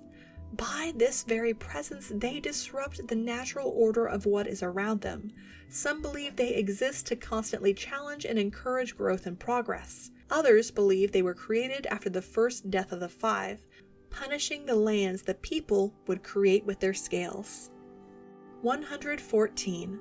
White Fatalis kills the player. A Fatalis is known to be incredibly powerful and was said to destroy the kingdom of Shrade in a single night, with rumors suggesting that it could generate from death if a single scale was left.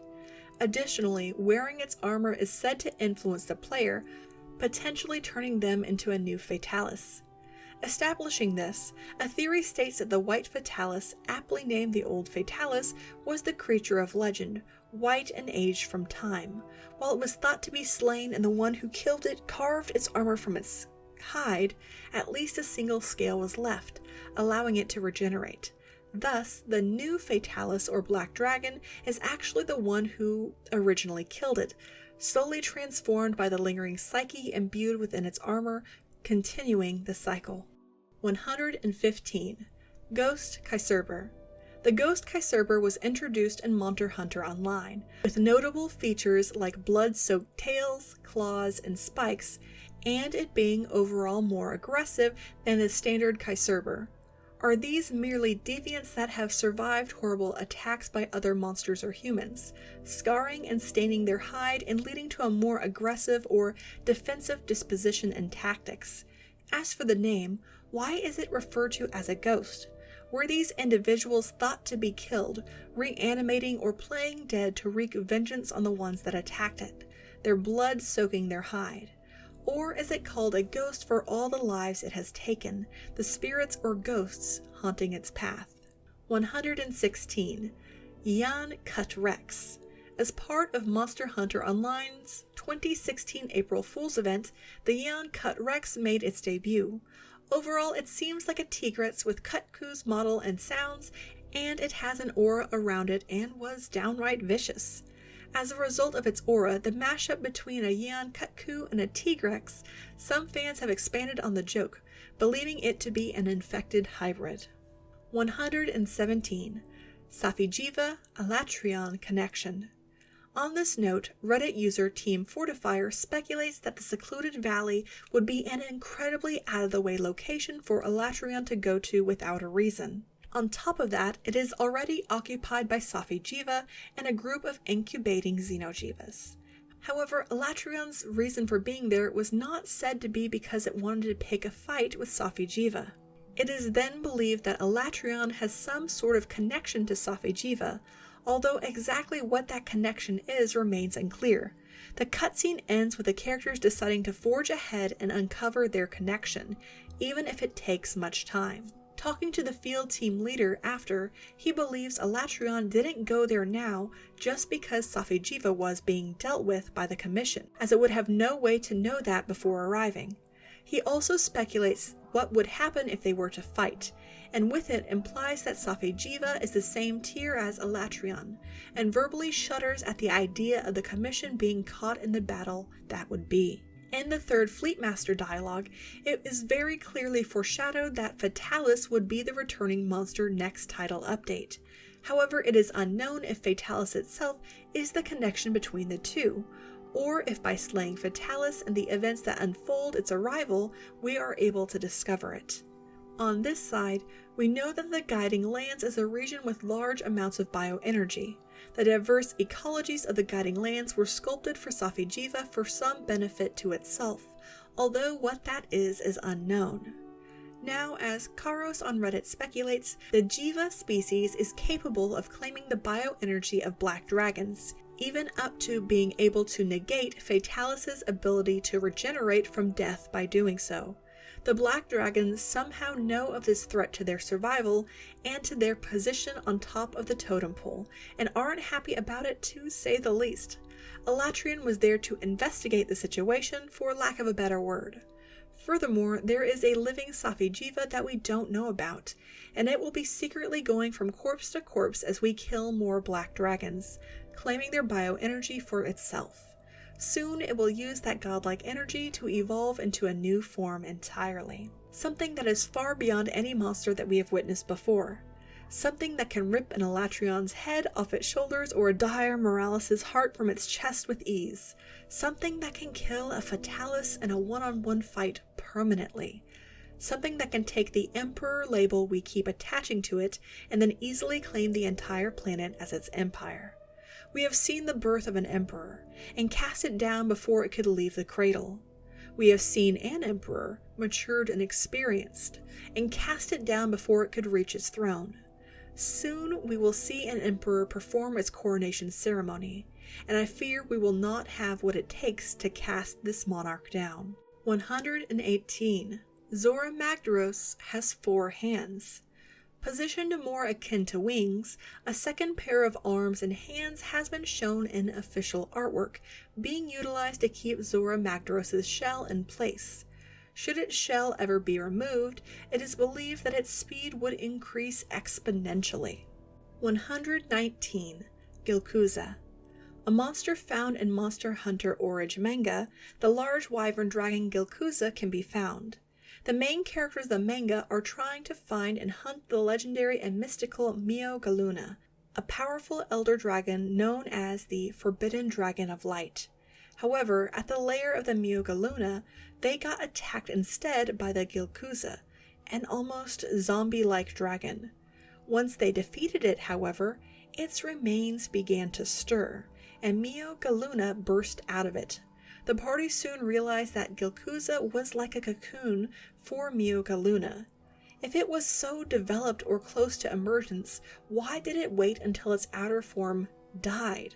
Some believe it was unable to damage its own skin for whatever reason, remaining trapped in its outer Gilkuza shell, which the foreign weapons and elements of the hunters were able to loosen up, freeing it. 120.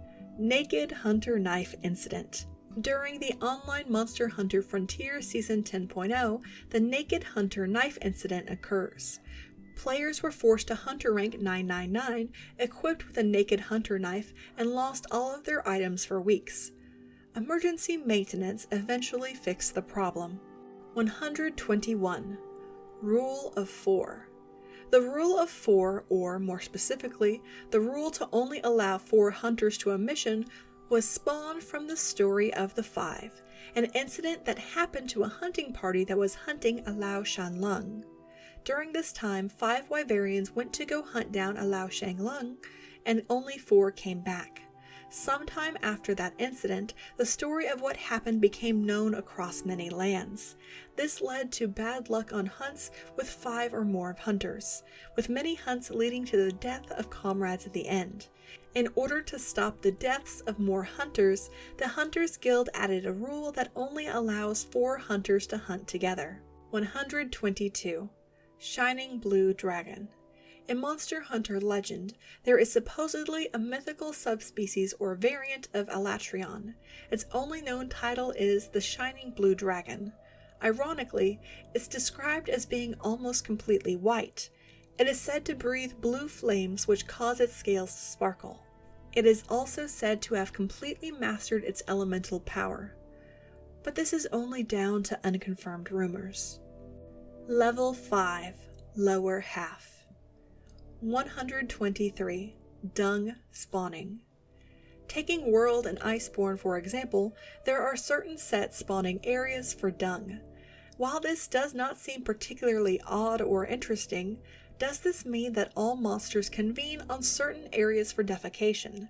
If so, what about such unassuming areas warrants such behavior? Some believe that the presence of dung-style insects and other creatures inhabit these areas, leading the monsters to adopt learned behaviors as a somewhat symbiotic relationship with these bugs. If excrement is left near certain foods, water, or nests, the propensity for the transmission of illnesses and the like can go up significantly. Generally, even real-world animals will wriggle to the edges of their nest to relieve themselves, as it is so innate even from birth. Perhaps monsters in these areas now visit these other areas as a form of natural and clean waste disposal. 124. Chameleos is always watching. Chameleos is a unique kleptomaniac elder dragon that steals items about any locale. Many of its hunting quests paint it more as a nuisance rather than a violent creature, with quests coming from merchants and travelers who have been robbed by an unseen thief, usually adding having been engulfed in a mysterious mist. Upon killing it and crafting from its parts, interesting flavor texts can be found, such as for the longsword, which notes that it is a semi-invisible sword made of chameleos parts. What properties make it semi-invisible?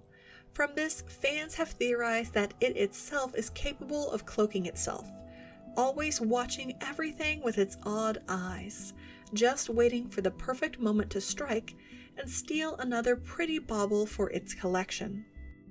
125. Safi'jiiva is the forest dragon. Further building off of the ideas that the Jivas and Safi'jiiva are the 5 original dragons is the theory that Safi'jiiva was the dragon that became the forests. Thanks to the depiction of the 5, the bottommost creature, in addition to being quite large, seems to similarly depict the 6 odd tree tendril-esque wings of Safi'jiiva. Or rather, these tendrils do seem reminiscent of root-like structures, and Safi'jiiva was hidden in the crust of the earth, which fits with the lore. Could all of these creatures not yet be at their full power, which is why they may ultimately be slain? If they eventually are allowed to fully mature, what would they do? 126. Switch Axe F. The unique Switch Axe F from Frontier can use 3 different styles: Earth, Heaven, and Storm style. Earth style Switch Axe F plays exactly like its main series Switch Axe, except there are more combos that allow hunters to switch between the 2 modes more often. 127. Rathalos subspecies are different in world.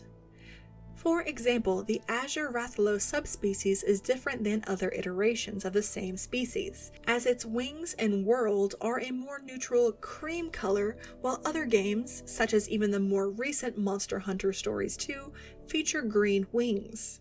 Is this a sign of age for the Azure Rathalos found here, the years somehow weakening or draining their wings' color palette? Or is it merely a meta-stylistic choice? 128. Horses are canon. Many animals we are familiar with, such as the pig-like poogie and moss swine, the feline palicos, the dog-based palamutes, the owl-like cahoots, and so on, all seem to have a presence in the world. Referenced in older ecological surveys, mules and horses too seem to have a place. However, are they also more intelligent or altered like the other animals just mentioned? 129. Quests are personalized. Supposedly, there are those who believe that each quest is personalized or different from one hunter to the next, and this theory is normally based on the coded patterns of behavior for most monsters that supposedly adapt to the player's level or playstyle to a degree, perhaps influencing some of even its most predictable patterns. 130. Duramudria was created by the ancient civilization. Some postulate that Duramudria seems like a biomechanical weapon created by the ancient civilization.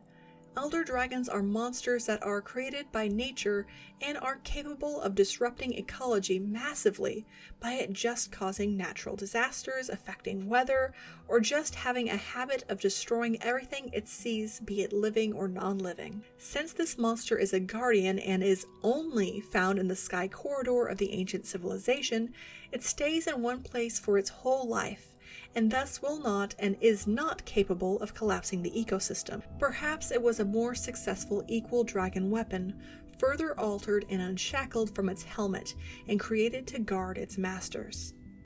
131. Safi'jiiva is a Hindu or Buddhist god.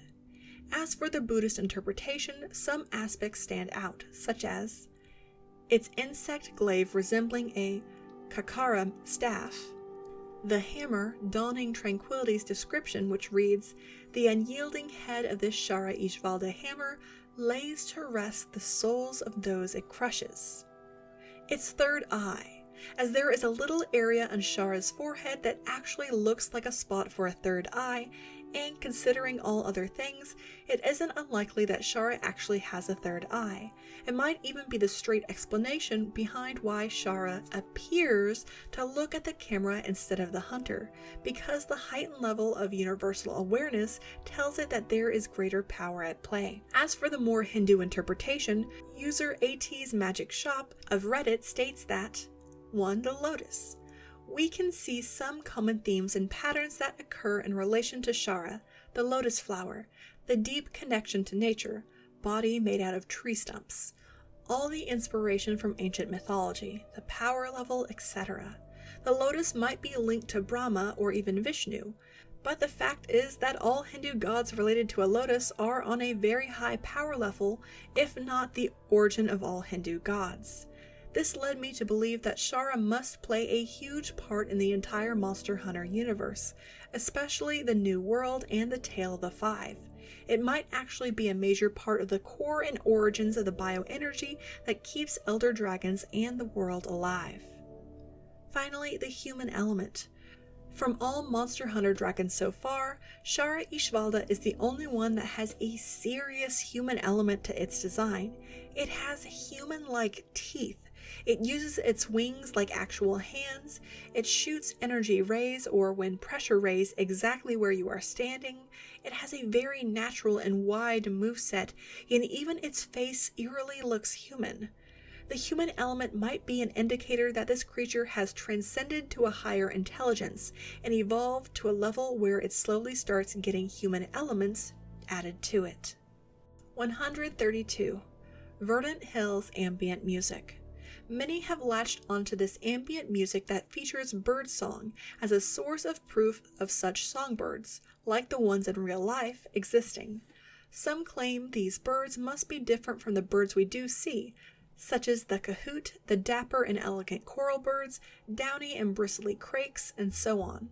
Still, others believe them to be similarly new species of birds, perhaps mutated or adapted from the ones we know. 133.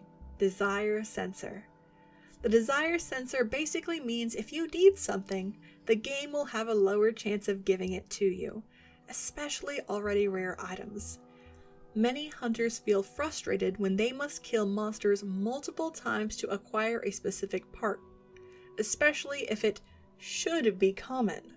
Most believe that the moment one gives up or no longer needs such an item, they will easily find one or more than one. 134. Xeno'jiiva is an alien. Various theories surround Xeno'jiiva, with the most notable being that it is an alien, and its egg came to Earth via a meteor. The egg hatched and it wrapped itself in a cocoon.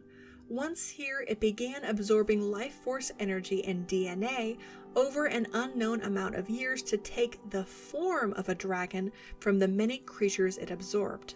Another theory suggests that an adult Xeno'jiiva, the safi'jiiva, is the actual sapphire star of legend that natives saw in the sky years ago, having sent an egg or part of itself to Earth. Building off of this could perhaps indicate that the New World is a crater. Drawn by the call of Xeno'jiiva, monsters began to inhabit this once barren wasteland, starting with the great serpents of the Rotten Vale, whose bioenergy first began to fuel the area, creating an ecosystem with nutrients for countless generations. 135. Petting Poogie increases drop rates. A common rumor circulated around the lovable Poogie claimed that petting Poogie before a hunt increased drop rates. While intriguing, this has been proven to be nothing more but confirmation bias or false causality, depending on the interpretation, as it is RNG based. And while someone may have incredible luck strengthening this notion, another would be equally unsuccessful even after multiple runs. But you should still pet the Poogie. 136. What is the dragon element? What exactly is the dragon element? It is said that it uses a strange and unknown power to cause additional damage. Other elements like water, fire, and lightning, for example, are more tangible and understandable manifestations of elements, and one can understand what they are and how they work. Could the odd smoke that comes off of weapons and such attacks be a form of non-infectious blight or bacteria that causes damage for a short period of time to organic life? As there are various monsters with immunities or resistances to it, perhaps their immune systems have adapted natural resistances to it, while certain creatures and organics are susceptible to its effects. But how does a monster create it? Perhaps similar to a poison or toxin, it is created by the expelling of unique draconic bacteria produced within each individual, not just each species, which explains how various dragon elemental monsters are occasionally weak to it, as each iteration is different. The short-horned lizard is capable of shooting blood out of its eyes. Llamas and alpacas can actually regurgitate some of its stomach contents and spit it up to 10 feet away. So who's to say that these powerful creatures haven't evolved an organ that somehow collects, filters, or stores its natural bodily bacteria, weaponizing it in such a way that they can control it leaking out of its pores or something equivalent to attack. The dragon weapons hunters use are still imbued with the remnants of these bacteria, surviving only around the surface of the material. 137. Loch-Lac Val Harbor Connection. Val Harbor is the first village that the hunters begin at in Monster Hunter 4, and Loch-Lac City is the main online city in Monster Hunter 3. Looking at the world map, it appears as if the two towns are separated only by dunes and by the Great Desert. The trade between these two locales is no doubt threatened by the powerful Jin Morin, which will attack trespassing ships and the like. Level 6. Bottom of the Iceberg. 138. Loch-Lac destroyed by Jin Morin. Legend has it that the giant, spire-like sculpture at the center of the city is a carved tusk from the elder dragon Jin Morin, which often approaches the city and threatens its citizens with sandstorms and the ships that attempt to cross the Great Desert, its home to trade. With the closure of this once thriving online hub, many have said that, without hunters and those to populate it, Loch-Lac City is now buried under the sand from the storms Jin Morin raises, becoming one of many abandoned ruins left to the passages of time. 139. Ebony Odogoron is the Beast of Darkness. Some theorize that Odogoron is inspired by the Beast of Darkness from the manga Berserker due to its canine-esque appearance, dark coloration, piercing eyes, and its temperament. The Beast of Darkness, quote, may run rampant with hatred and wild joy just to crush with these fangs the true light that burns us, end quote, and to consume others. While the Ebony Odogoron reports indicate it goes into a frenzy upon eating, carrying food around with it and constantly prowling for more. It is even shown to violently kill standard Odogoron, close relatives, and toss their dead bodies into the rotten vale. 140. D-Island Glitch. In Monster Hunter Tri, there is a glitch called the D-Island Glitch, or Deserted Island Glitch. To enact this glitch, before it was patched, one needed to head to the big area and then to the highest area in the map, the Rathalos Nest, and fall down into the area below, where a gunner friend needs to shoot you at just the right time so that you fly towards the cliff while falling. Then there's a cliff in that area that you can phase through and walk around the void. 141. Original Fatalis has 1 million health. In the 5th generation, Fatalis has 66,000 health in solo, 114,000 for 2 players, and 172,000 for 3 to 4 players. However, according to original damage calculations dating back to iterations of Fatalis in 2005 by Sanjuro333, it, quote, takes between 500 to 600 cluster 2 shots to kill Fatalis. Assuming that a cluster 2 does 2000 HP damage, we arrive at a number between 1 million to 1.2 million HP. From these initial iterations, could this mean that it is a young or otherwise weakened Fatalis that we later encounter, perhaps regenerating like these rumors suggest, after being temporarily killed? 142. Monster Hunter Dynamic Hunting. Monster Hunter Dynamic Hunting was a spin-off game for iOS and Android, released worldwide on June 1st, 2011. After selecting a given monster to hunt, the player would then be able to target and attack the monster through the touchscreen, the initial trailer proclaiming, "Choose your favorite and hunt down with your finger."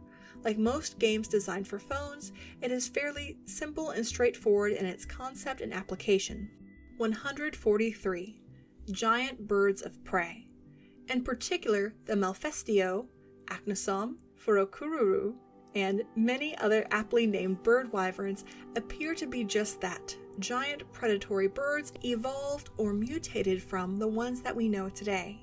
Even more so, what appears to be a giant eagle fighting a Rathalos can be seen, and unlike the bird wyverns, does not inherently seem to have any noticeable mutations, save for its immense size, of course. This has led many to believe that animals were, perhaps, experimented upon, creating some of the monsters which were then able to breed and survive in the wilds.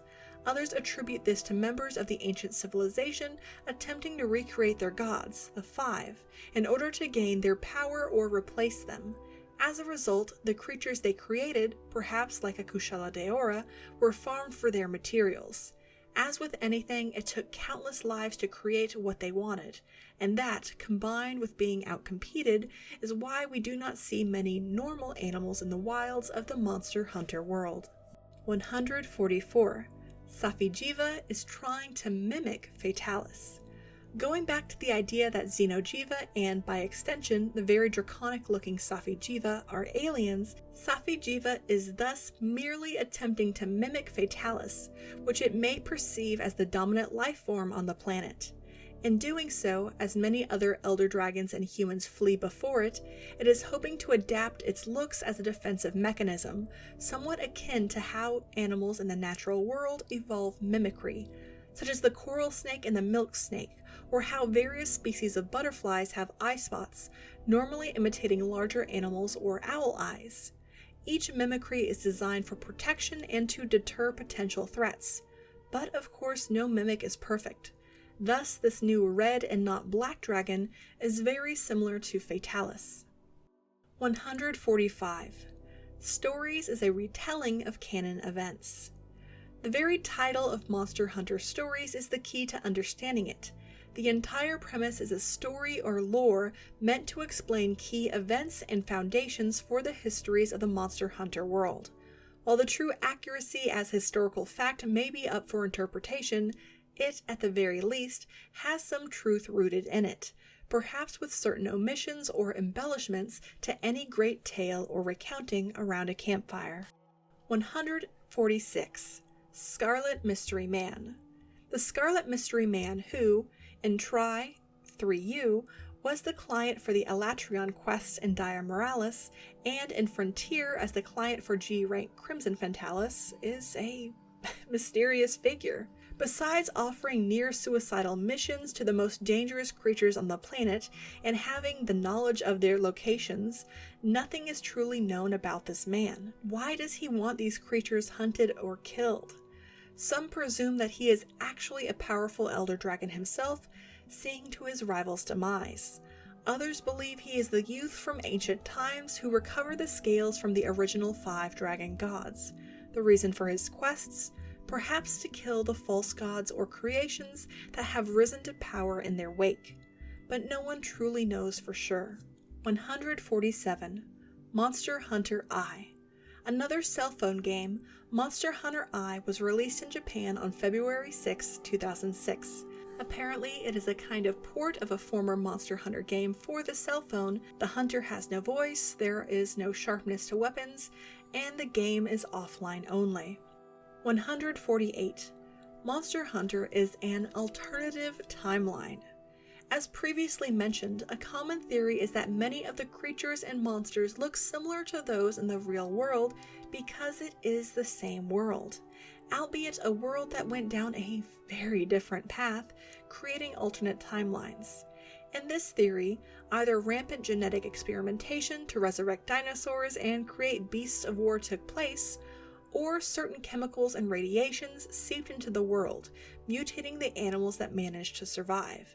This also explains why so many festivals and holidays are modeled after or styled after our own, as traditions have been passed down over generations, even though some of the history or reasoning behind them have been lost, perhaps due to the Great Dragon War or whatever happened to the world. 149. Shanteen Ibushi Connection. Wind Serpent Ibushi and Thunder Serpent Narwa appear to be mates, comprising the male and female of the species akin to Teostra and Lunastra, with Ibushi communicating, "Where is my queen? I am storm incarnate.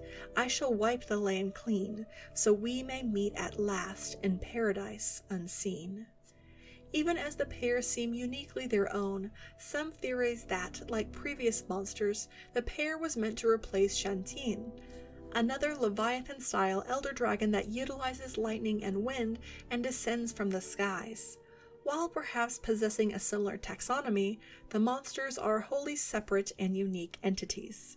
150. Black Dragon Cults. In the events leading up to Alatreon, the Third Fleet leader goes to the Old World and is met by some shadowy people, the Black Dragon cults, who were urging her to destroy the research about Alatreon, perhaps out of the fear of its widespread knowledge to others, or for fear of what a shared understanding of its intentions and existence might incite. But she refused. Some theorize that they could be the descendants of those who survived Fatalis when it attacked Shrade, attempting to sacrifice all in their power to eliminate it. By this reasoning, Alatreon, which seemed intent on killing safi'jiiva, not dissimilar to the fabled Black Dragon, could have made a great ally if it remained unknown to the hunters. On the other hand, perhaps they truly do worship Fatalis, and hope that Alatreon's intentions as a Black Dragon killer were not known, thus no one would see fit to aid it. Are the old gods they speak of truly Black Dragons, and are they truly attempting to aid or hinder their return? Or is the act of knowing about and seeking out these old gods, agitating them, the exact thing the Black Dragon cult is trying to avoid, lest Armageddon come upon the land once more? 151. Elders Recess Giant Turf Wars. Turf wars are a mechanic introduced in Monster Hunter World. When two monsters meet, they might engage in a cinematic battle where either one or both monsters takes significant damage and drops an item.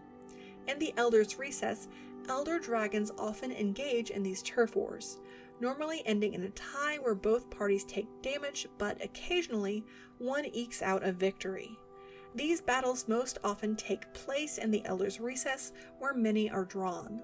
All of these interactions demonstrate the territorial nature of such elder dragons and their need for supremacy in their own territory. As more are called to the area, more battles and destruction wrought by the two factions, which watching hunters should be careful to avoid, are inevitable.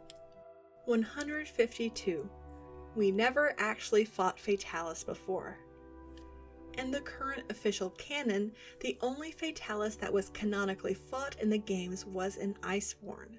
Thus, all previous interactions where hunters fought Fatalis never happened, and Crimson and White Fatalis haven't been canonically fought at all. They explicitly state, "We've never fought Fatalis," rather than, "We fought it but lost the records," like with Alatreon. They also still note that it destroyed Shrade. It's not forbidden knowledge because there is no knowledge, no record of its battle, though it is careful to note that, besides these fights, all other games' activities are still canon. As a result, many have taken to believing that these past encounters were the result of a nightmare, induced by the horrific histories of the great beast and the knowledge of what it had done. As with any hunter, yours simply wished to fight it, to end it, for all the hurt it had done, and the closest they ever came to achieve it in the past games was in the safety of their own dreams. 153. Frontier is the ancient civilization. Due to the often unique monsters fought in this spin-off game, there are those that believe Monster Hunter Frontier is the ancient civilization. From equally unique weapons, such as the Tonfa, many believe that this was either the civilization pre-Dragon War and before technology really took off, developing them into the ancient civilization we normally envision. The loss of certain technologies that don't reappear in the main games, along with unique monsters that have most likely since been hunted to extinction, have added to this online theory. Level 7. Under the Iceberg. 154. Pale Tree Forest. The Pale Tree Forest is an old, unused concept regarding early felines and where they were meant to live. Some have even commented that they resemble dead Kezu from how pale they are and how they are structured. Perhaps the games were originally meant to be far more dark. But following this notion, were they really trees? Perhaps hollowed out or otherwise imbued by some disease that resulted in their coloration? Were they actually killed and hollowed out Kezu, their bodies being preserved with spices and extracts? 155. Puria preys on Rajang. In Frontier, many odd items can be found in this monster's vomit, depending on the hunter's rank. Rathian plates or lost umbrellas are found as well, as gold Rajang pelts. They do not seem to be skinned by a hunter and are, most likely, left over from a feeding. Given that these pelts are also golden, referencing its heightened powers when in this form, was this creature truly able to best a monster able to take on elder dragons? 156. This theory goes back to the fact that Fatalis created life from the sacrificed humans. Could these new beings not be the Wyverians? They have long pointed ears, 4 digits on their hands and feet, and have extremely long lifespans. For example, the Wyverian Treshy is said to be 350 years old and still kicking. All of this stems from the fact that they are evolved from wyverns, despite their rather human-ish appearance. Some of them are depicted as still having scales on their hands and feet, and as having sharp, black, claw-like nails. Although most have light skin, Wyverians with darker skin do exist. The Wyvern Machine Soldier maintained the likeness of the dragons that were slain to create it. So too may the reverse be true for Wyverians, as they retain such human features. Beings known as the first Wyverians appear in the New World, their notes indicating that they are mysterious members of the Wyverian race. They appear as they please on the hunter's path to help them. Holders of great knowledge, often lost to humans, they may still hide some secrets awaiting to be discovered. Could they truly, as their long-lived modern counterparts, have such an extensive lifespan? They watch the human hunters and their own descendants that live amongst them, seemingly judging their intents and deeds. Who's to say that these Wyverians, with purer blood, perhaps, were alive during the time of the Great Dragon War? 157. Witcher Crossover. One of many crossovers with a franchise is that with Witcher 3. The Leshen and Ancient Leshen are introduced to the Monster Hunter world and are classified as relict monsters, of which they are the only 2 known monsters. While in Monster Hunter lore, relict may indicate that these are relics of the past or a much earlier timeline in their world's history. Others note that the term relict itself seems to be a direct adaptation of a monster classification from the Witcher series. The classification itself encompasses a large number of seemingly unrelated monsters, including some that are sentient and capable of human speech, like the godlings, that all share a vulnerability to a substance called relict oil. All that being said, it is noted as being the first non-canonical monster classification in the series. 158. Final Fantasy Crossover. The Behemoth is a creature that seemingly comes from the world of Final Fantasy, but, unlike its Witcher monster counterparts, it is classified within an already existing monster class, Elder Dragon. Its in-game description notes that it is a powerful beast from another world. Its large horns and muscular frame defy nature. Given the colossal size of ancient monsters, like the original Dalamater, and the scope of many monsters in the Final Fantasy series, such as the Adamantoids, could not they be linked to the ancient or long-thought extinct monsters of the Great Dragon War? The ancient civilization was said to have great technology, and monsters are hunted and looted in Final Fantasy. Could some rift or link between the two worlds or realities have existed as previously postulated? The ancient civilization never went extinct. They merely escaped to an alternate plane of reality. Adding to this is the aforementioned Monster Hunter movie, wherein the Admiral claims that the Sky Tower was built by the first civilization to inhabit the new world, using the monsters to protect it. Perhaps this ancient civilization truly did retreat to another world or plane of existence, thus they were not wholly wiped out as many believe. 159. Iceborne is about colonialism. As noted in Iceborne is Monster Hunter at its peak, colonialist fantasy included by Ricardo Contreras, the handler, the consistent voice in your ear throughout Monster Hunter World, begins making plans for a new forward operating base. She convinces the rest of the commission without much trouble, and you're tasked with making the chosen area safe by hunting a monster that's roaming too close. As you finish this quest, the field team leader remarks, "This freezing cold place was out here waiting for us the whole time. This land, wild and untamed, was waiting, precluding any sort of natural state without humans. It is here for our use." The colonial fantasy in Monster Hunter World was often couched with a weak framing as ecological study.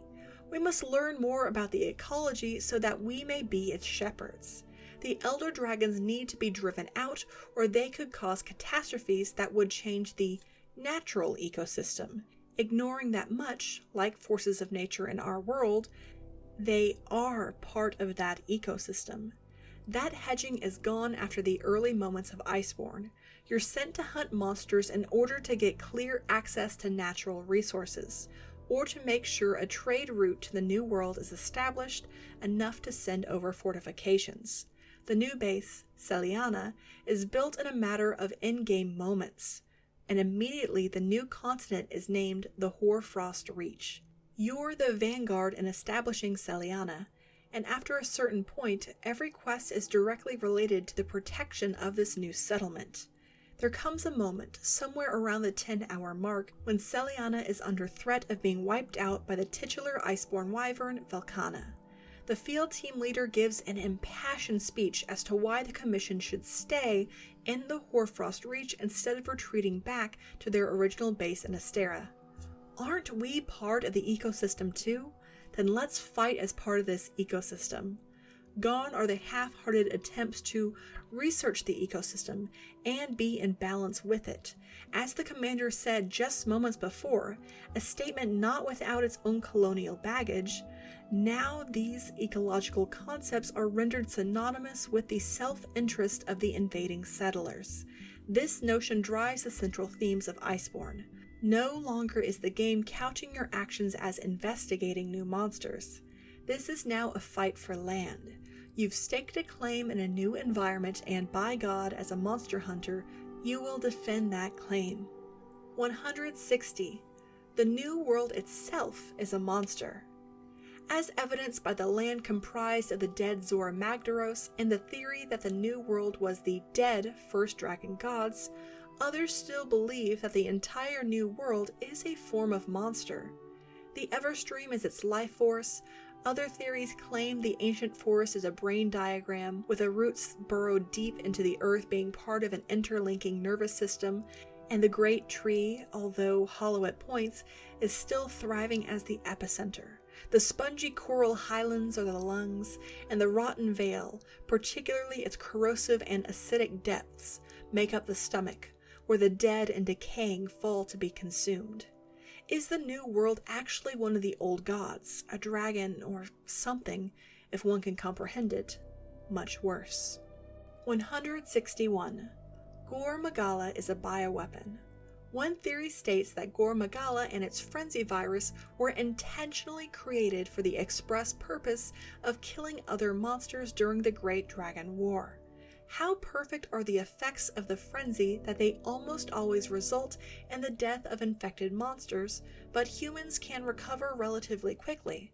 Only a rare few monsters ever survive it in comparison to those that are lost. It is highly infectious, almost acting as a form of rabies for monsters, spreading it amongst their ranks. It is noted that each Gore Magala carries a unique strain of the virus, meaning there were multiple monstrosities that were created, but it only has antibodies against its own frenzy. Thus, contact with others of its kind or a creature it has infected that the virus has already mutated within will cause it to begin dying as well. After all, after wiping out as many of the monsters as the ancient civilization wished, why would they still have a use for it? And so it was created with a kill switch, so to speak. 162. Nakarkos is an alien. Somewhat akin to safi'jiiva, one theory states that Nakarkos is an alien. The weapons and armor that are forged from it are from the astral line. All these texts reference either the cosmos or some way of overcoming hardship or chaos, and becoming some sort of higher being. So perhaps Nakarkos is from space itself, and that's why there are all the astral references in its equipment. It uses bones to create two dragon neck and head appendages, seeking to adapt and blend in with the local life, of course, because it does not belong. Another aspect to this is that they could merely reference how it sometimes lives or may be found leagues under the sea in a world whose creatures are often foreign or alien to us. 163. Black dragons, red dragons, and white dragons. Drawing from Best Buds 4444 on Reddit on red and black dragons are basically the embodiment of destruction, while it seems red dragons are the embodiment of creation. As Safi'jiiva transforms the area to suit his needs, this is counted as creating new land, rather than destroying it. He was also created from the life force of a bunch of elder dragons, backing up this point. So it is red dragons versus black dragons, creation versus destruction, making them natural enemies. Add to this that the Jivas attract monsters, while Fatalis makes everything run away from it. We see more of this dichotomy. But where does that leave white dragons? Like the color, it is an absence of everything, a true neutral. Its aggression is an attempt at continuing its neutral space, which the hunter may disturb by its very intrusion. With all themes in the Monster Hunter world, the idea of balance, of harmony in nature is the basis of everything. 164. Rapid evolution. As evidenced by variants, deviants, monsters that have survived the frenzy, and so on, monsters seem to constantly evolve at a rapid pace, branching off and evolving, seemingly over single generations. As for large hexapod dragons like safi'jiiva, whose maturation process is almost as dramatic as a butterfly's, the rapidness of evolution in giant apex predators is astonishing, especially given that they seem to live far longer than a simple butterfly. What has caused such genetically unstable creatures so that they can evolve and adapt so quickly? Again, returning to an earlier theory, some postulate that they are the result of some form of radiation, chemical experimentation, or the like could be to blame, rapidly mutating from one generation to the next, wherein creatures that are capable of the quickest evolutions are able to survive. 165. Bioenergy was here ever since Monster Hunter 1. As suggested by Snatcher on Tumblr, bioenergy perhaps may have more links to the ancient civilization. It is the Monster Hunter world's equivalent of mana, a term often used as a name for a magic source in other games. The traditional definition for mana can be overly simplified as life force, which bioenergy basically is, but in video games it is basically magic in a raw state, which can be transformed into different spells. In the Monster Hunter setting, bioenergy serves as a source of an elder dragon's unusual powers, as in its raw state it's not terribly useful, but when harnessed through a dragon's biological adaptations, it can be turned into elements, like an Elatrion funneling it through its horns to act as a natural taser, and a Deviljho, though it's a brute wyvern, condensing it into dragon element to breathe out. And why is it not just called mana or magic? The Monster Hunter games run off of a reverse of Clarke's third law, which states that any sufficiently advanced technology can look a lot like magic. Reversed, it means that magic, when understood well enough, becomes science because magic is mysterious and vague in how it works. But science has been tested, poked, and prodded until scientists at least have a good understanding of what is going on. And in the Monster Hunter setting, magic is just another field of biology. Thus, this is how the ancient civilization and even the blacksmiths of today are able to navigate and harness some of the properties of this bioenergy and how weapons can retain their elements from the slain creatures imbued with it. The advanced civilization conducted tests and experiments, creating life through the transference of this bioenergy to mold it to their whims. 166. Scarlet Mystery Man is an unknown black dragon. An additional theory about the Scarlet Mystery Man is that he is an unknown black dragon. If black dragons are the old gods and truly do have such unrelenting power, perhaps he seeks to rid the world of his rivals, allowing himself to lead. But why is he referred to as the Scarlet Mystery Man? Does he wear a scarlet robe as many envision, or is it a reference to scarlet scales, like safi'jiiva, as others have imagined? Regardless, assuming he is powerful enough to create a human projection or otherwise transform into a human form in order to post multiple quests for the hunter, demonstrating a knowledge of human culture and language, he may be far more grave a threat than one could imagine. Or, as the prior battles with Fatalis have been retconned, what if he pushed such thoughts through telepathy into the hunter's mind, making them believe they saw and accepted these contracts? 167. Scarlet Mystery Man is a possessed hunter. As demonstrated in Monster Hunter Rise, Hinoa and Minoto were temporarily possessed by Ibushi and Narwa, powerful elder dragons, and were able to communicate with one another in the tongues of man in this state. This has led to some theorizing that the Scarlet Man is a hunter or Wyverian, as Hinoa and Minoto may be more acutely affected as Wyverians, and is similarly possessing a hunter for the purposes of spying on the human world and creating and posting these dangerous contracts. It definitely would make it harder to trace back to if it was merely using some proxy. The age-old assumption that the Scarlet Mystery Man also wore a cloak and hood also adds to this, as Hinoa and Mikoto's eyes glowed with the respective colors of Ibushi and Narwa, so this may help hide the possessed man's eyes. 168. Nobody cares if Stories is canon. A more lighthearted theory, no one cares if Stories is canon. While some believe it to be a spin-off universe set in an alternate timeline of the world, such as Altura being that world's Xeno'jiiva, it remains a moot point for many. 168. Monsters attack because of the war. The reason that many monsters are so aggressive towards humans, Wyverians, other humanoids, and creatures associated with them, such as felines, dates back to the Great Dragon War. Whether passed down or seared into their very beings as innate responses, most monsters will actively go out of their way to attack and chase down humans. Another option is that Fatalis or some other exceptionally powerful creature is able to link with them, carrying this hatred and spreading it to as many wild monsters as it came across. Seeing humans as an enemy was vital to survival, as being caught generally meant death or experimentation worse than death. As for the more docile monsters, they may best be descended or evolved from the monsters that guarded the ancient civilization's palaces, being offered some leniency or even protection by them. Thus they are neutral until threatened. 170. Frozen Seaway is melting. The frozen seaway was introduced in Monster Hunter 4. Although the majority of the environment is completely icy, various ice flows have broken up to reveal the frigid waters below, appearing in many places.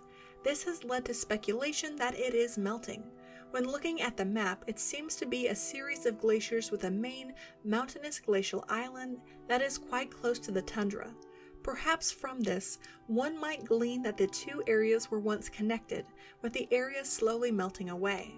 Oddly enough, when looking about the map, icy regions do appear relatively interspersed with both hot and temperate regions, perhaps suggesting that the land's climates are dictated by the powerful monsters that live there, such as Velkhana in some regions.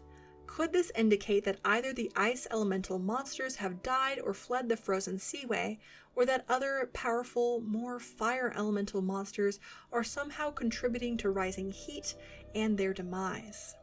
171. The Guild is authoritarian. The Hunters Guild is the central governing association in the Monster Hunter world. The headquarters of the Hunters Guild is located in the city of Dundorma, and all major announcements and actions are made from this location. The Guild commands a sprawling territory, comprised of numerous districts, each of which is managed by a Guild Master, located in multiple regions. Fleets are led by commanders, and many serve this seemingly all-consuming governing body, with those that take on quests being required to register and answer to the Guild as monster hunters. Additionally, the Hunters Guild is responsible for determining areas that can be embarked upon when hunting, thus allowing or restricting access for all. All answer to this Hunters Guild, and they even use their military might to impose their ideas and methods for success on indigenous tribes, such as the Monster Riders from Monster Hunter Stories 2, capturing Ratha and attempting to kill the sacred Rathalos of the tribe. Level 8. The Abyss. 172. Arctic Ridge UFO. Various notes and claims of witnessing red orbs or lights in the sky above Arctic Ridge, as well as other areas across all of the games, have all led many to speculate that they are UFOs, or unidentified flying objects. However, in some cases, some were actually identified, such as, after one similar event, the player found a silver and red scale chunk as if it had fallen to the ground after this event, leading many to believe it was merely a Valstrax sighting as the Red Comet, and, thanks to its jet-like propulsion abilities, some do believe it can transcend the ozone layer and may have come to the world of Monster Hunter from beyond the stars. Add to this the Palico UFO gear, which seems to simulate monsters being scooped up in some form of tractor beam. UFO sightings seem to have been peppered throughout the games. Some fans believe this more recent event, from the Palico gear to the clothes and armor for the hunters, is a reference to both the monsters or aliens beyond the stars, as well as, potentially, the ancient civilization who utilized advanced technologies. Some now theorize that this was never meant to be Earth, but another planet that humans somehow found, attempting to colonize and make it their own, leading to their downfall and the events of today. 173. Shah and Dyer, Creation and Destruction. According to this theory, Shah Dalamadar is the being of creation and Dyer Moralis is the being of destruction. Let's begin with Shah Dalamadar, specifically from the weapon descriptions taken from Kuranico. With the first daybreak, Shah Dalamadar defined the earth by drawing the horizon. As sunshine came a second time, Shah Dalamadar created the fields with its feathery rays. Third came twilight, and Shah Dalamadar parted the golden waves and created land. With the fourth celestial glow, Shah Dalamadar bared his fangs and called it the wind. At the fifth evening glow, Shah Dalamadar created time in its coils of memory. With the sixth fall of darkness, Shah Dalamadar wrote joyous songs to heal our hearts. With the seventh deep night, Shah Dalamadar hewed mountains out of the darkness. With the eighth full moon, Shah Dalamadar created pillars upon which the earth would shake. Ninth came sunset, and Shah Dalamadar created heaven to catch the earth below. With the 10th heat haze, Shah Dalamadar invented fantasy to help us find reason. With the 11th night mist, Shah Dalamadar created the crucible of life. With the 12th midnight, Shah Dalamadar created a river of stars for the earth to admire.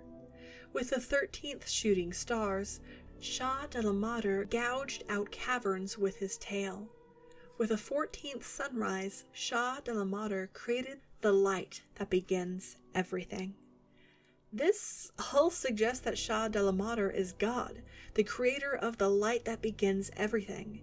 If so, could not the tale of the five and the five dragons be his underlings or sons, doing his bidding? After all, we are never told how the five dragons and people came into existence prior to the passage of time and the like. Could they all have existed in this immortal plane before they asked the forbidden question, akin to Eve and Adam eating from the fruit of the forbidden tree of knowledge, thus inviting death into the world? Additionally, its description reads, though they were once thought to exist only in legend, multiple sightings in the past few years have led many to fear Shah de la Mater as an omen of grave things to come. Could this suggest that, perhaps, as God has returned, it will become some second coming or rapture, wiping the slate clean? Let's turn to Dire Moralis.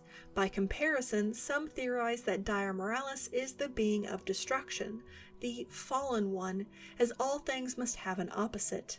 In order to control its massive heat that radiates off its body, it stays in the shallow sea waters of the tainted sea. The fiery pillars and what seem to be volcanic vents and new-forming volcanoes are caused by its powers. Could the sheer heat and volcanic structures of itself and the surrounding area be a nod to what is known as the Ring of Fire in our world, characterized by active volcanoes and frequent earthquakes, and where the majority of Earth's volcanoes and earthquakes are found? Being home to over 75% of the world's volcanoes and over 90% of the world's earthquakes, many fear that these events may trigger a particularly deadly or cataclysmic event, causing destruction to the surrounding areas or covering entire continents in ash. Could this not be a similar fear of Dire Moralis? The entire sea is tainted by it, and it is this giant natural body of water that seems to merely contain it to some degree. Perhaps this world will truly end in fire. 174. Fatalis is extra-dimensional. This theory that Fatalis is extra-dimensional owes to its encounter in World, wherein it was confirmed to have never been hunted or killed in that timeline. The term extra-dimensional means originating outside the known physical reality of the universe. Assuming Fatalis was extra-dimensional, could this indicate that, by universe, it means that it did not come from the Monster Hunter world, but an alternate dimension, which is why other dragons flee before it. It is not of their world's creation and they can sense this. Or could the other fights with Fatalis actually be canon, save for Fatalis retreating or the hunter that hunted him entering into a separate pocket dimension in some form, thus never returning to the real world to deliver the news of its death? While the world the hunter came back to seems the same, perhaps there are little tells or differences that set it apart from the world they came from. Could some form of field which other monsters sense and causes them to run be unfelt by humans? Thus, the stories of no hunter living to tell the tale could be true, as the ones that set off to hunt it never actually returned to their original dimension, but a parallel one. And how did Fatalis come to be during the Great Dragon War? Was it some form of manifestation of the slain dragons and monsters that had somehow passed on to a new plane of existence, or, like safi'jiiva, it crashed, absorbing the massive amounts of bioenergy from the slain creatures of the ancient civilization? 175. Orochi Kirin scrapped due to spatio-temporal absorption. First, let's break down what it may mean by spatio-temporal absorption, or at least from the theories based around this claim. If something is spatio-temporal, it belongs to both time and space, and or is a part of what is known as space-time. And absorption is that of the process or actions by which one thing absorbs or is absorbed by another. When looking at the theories of this, Orochi Kirin did not appear in the latest game, not from the meta sense that it was replaced or removed from the leaked list, but because something absorbed its place, its location in space-time. Going back to Fatalis, which was the final monster added in World, it, as a potentially extra-dimensional being, swapped places with Orochi Kirin in space-time, perhaps to ensure some form of balance. Along these lines, perhaps other monsters also do not appear in World, and their absence is a result of bioenergy or some other form that must be swapped or absorbed in order to allow for Fatalis to enter into this plane of existence. 176. Younger Dryas Valstrax event. In real life, the Younger Dryas was a cool period between roughly 12,900 and 11,600 years ago that disrupted the prevailing warming trend occurring in the northern hemisphere at the end of the Pleistocene epoch, which lasted from 2.6 million to 11,700 years ago. And the period persisted for roughly 1,300 years. After the period ended, an interval of rapid warming followed, and average temperatures increased to near present-day levels. And the believed cause, which did not follow natural cycles, was speculated to be the result of, quote, large amounts of fresh water being discharged into the North Atlantic about 12,800 years ago. More specifically, the retreat of the Laurentide ice sheet allowed Lake Agassiz, a glacial meltwater lake that covered a large part of north-central North America, to drain eastward into the Atlantic Ocean rather than southward into the Mississippi River. Broker and American geologist George Denton proposed that this large influx of fresh water may have stopped higher density seawater in the North Atlantic from descending to lower depths, thereby interrupting thermohaline circulation, a system of surface and deepwater currents that distributes large amounts of heat around the globe, and initiating a short-term return to glacial conditions, with a second popular theory being able to build off of this, credited the event to a large comet impact. Now, tying this back in with Monster Hunter, some theorize that the world went through a similar event, perhaps with Valstrax, known as the Red Comet, that is fast enough to break the sound barrier and touch down or force similar melting or destruction upon impact.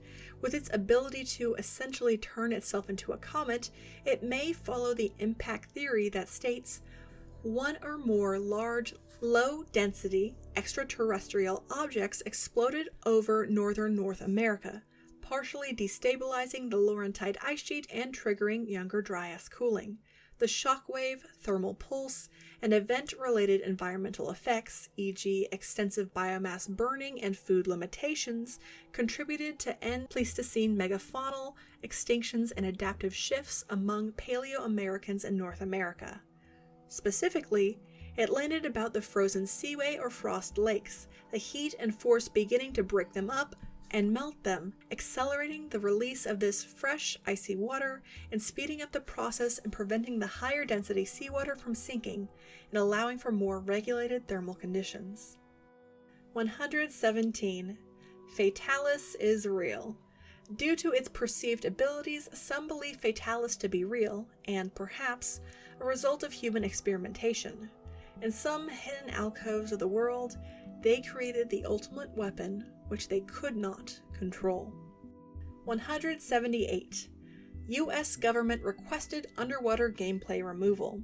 In the past, game director Fujioka had said that we wanted to challenge ourselves to make underwater action and try, because we had never been satisfied with how underwater sections worked in other games. And some fans have theorized that they wanted to include them in World by this statement.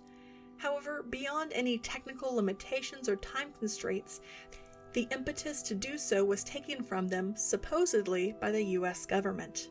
Why would the US government care about an underwater level in a video game about fictional monsters? Were some of the creatures, many inspired by myths and lore from our world, a little too close to the reality of the unexplored depths of the seas, potentially revealing something that was meant to be forgotten? And golly gee, that concludes this Monster Hunter Iceberg. And it was a monster indeed, pun intended. There were certainly a lot of unique theories here, and I'd love to hear your take on them or any additional points that you'd add to this iceberg. Or if you know how to properly pronounce some of these monster names, Give us all a little bit of help and toss it in the comments. Until next time, thanks.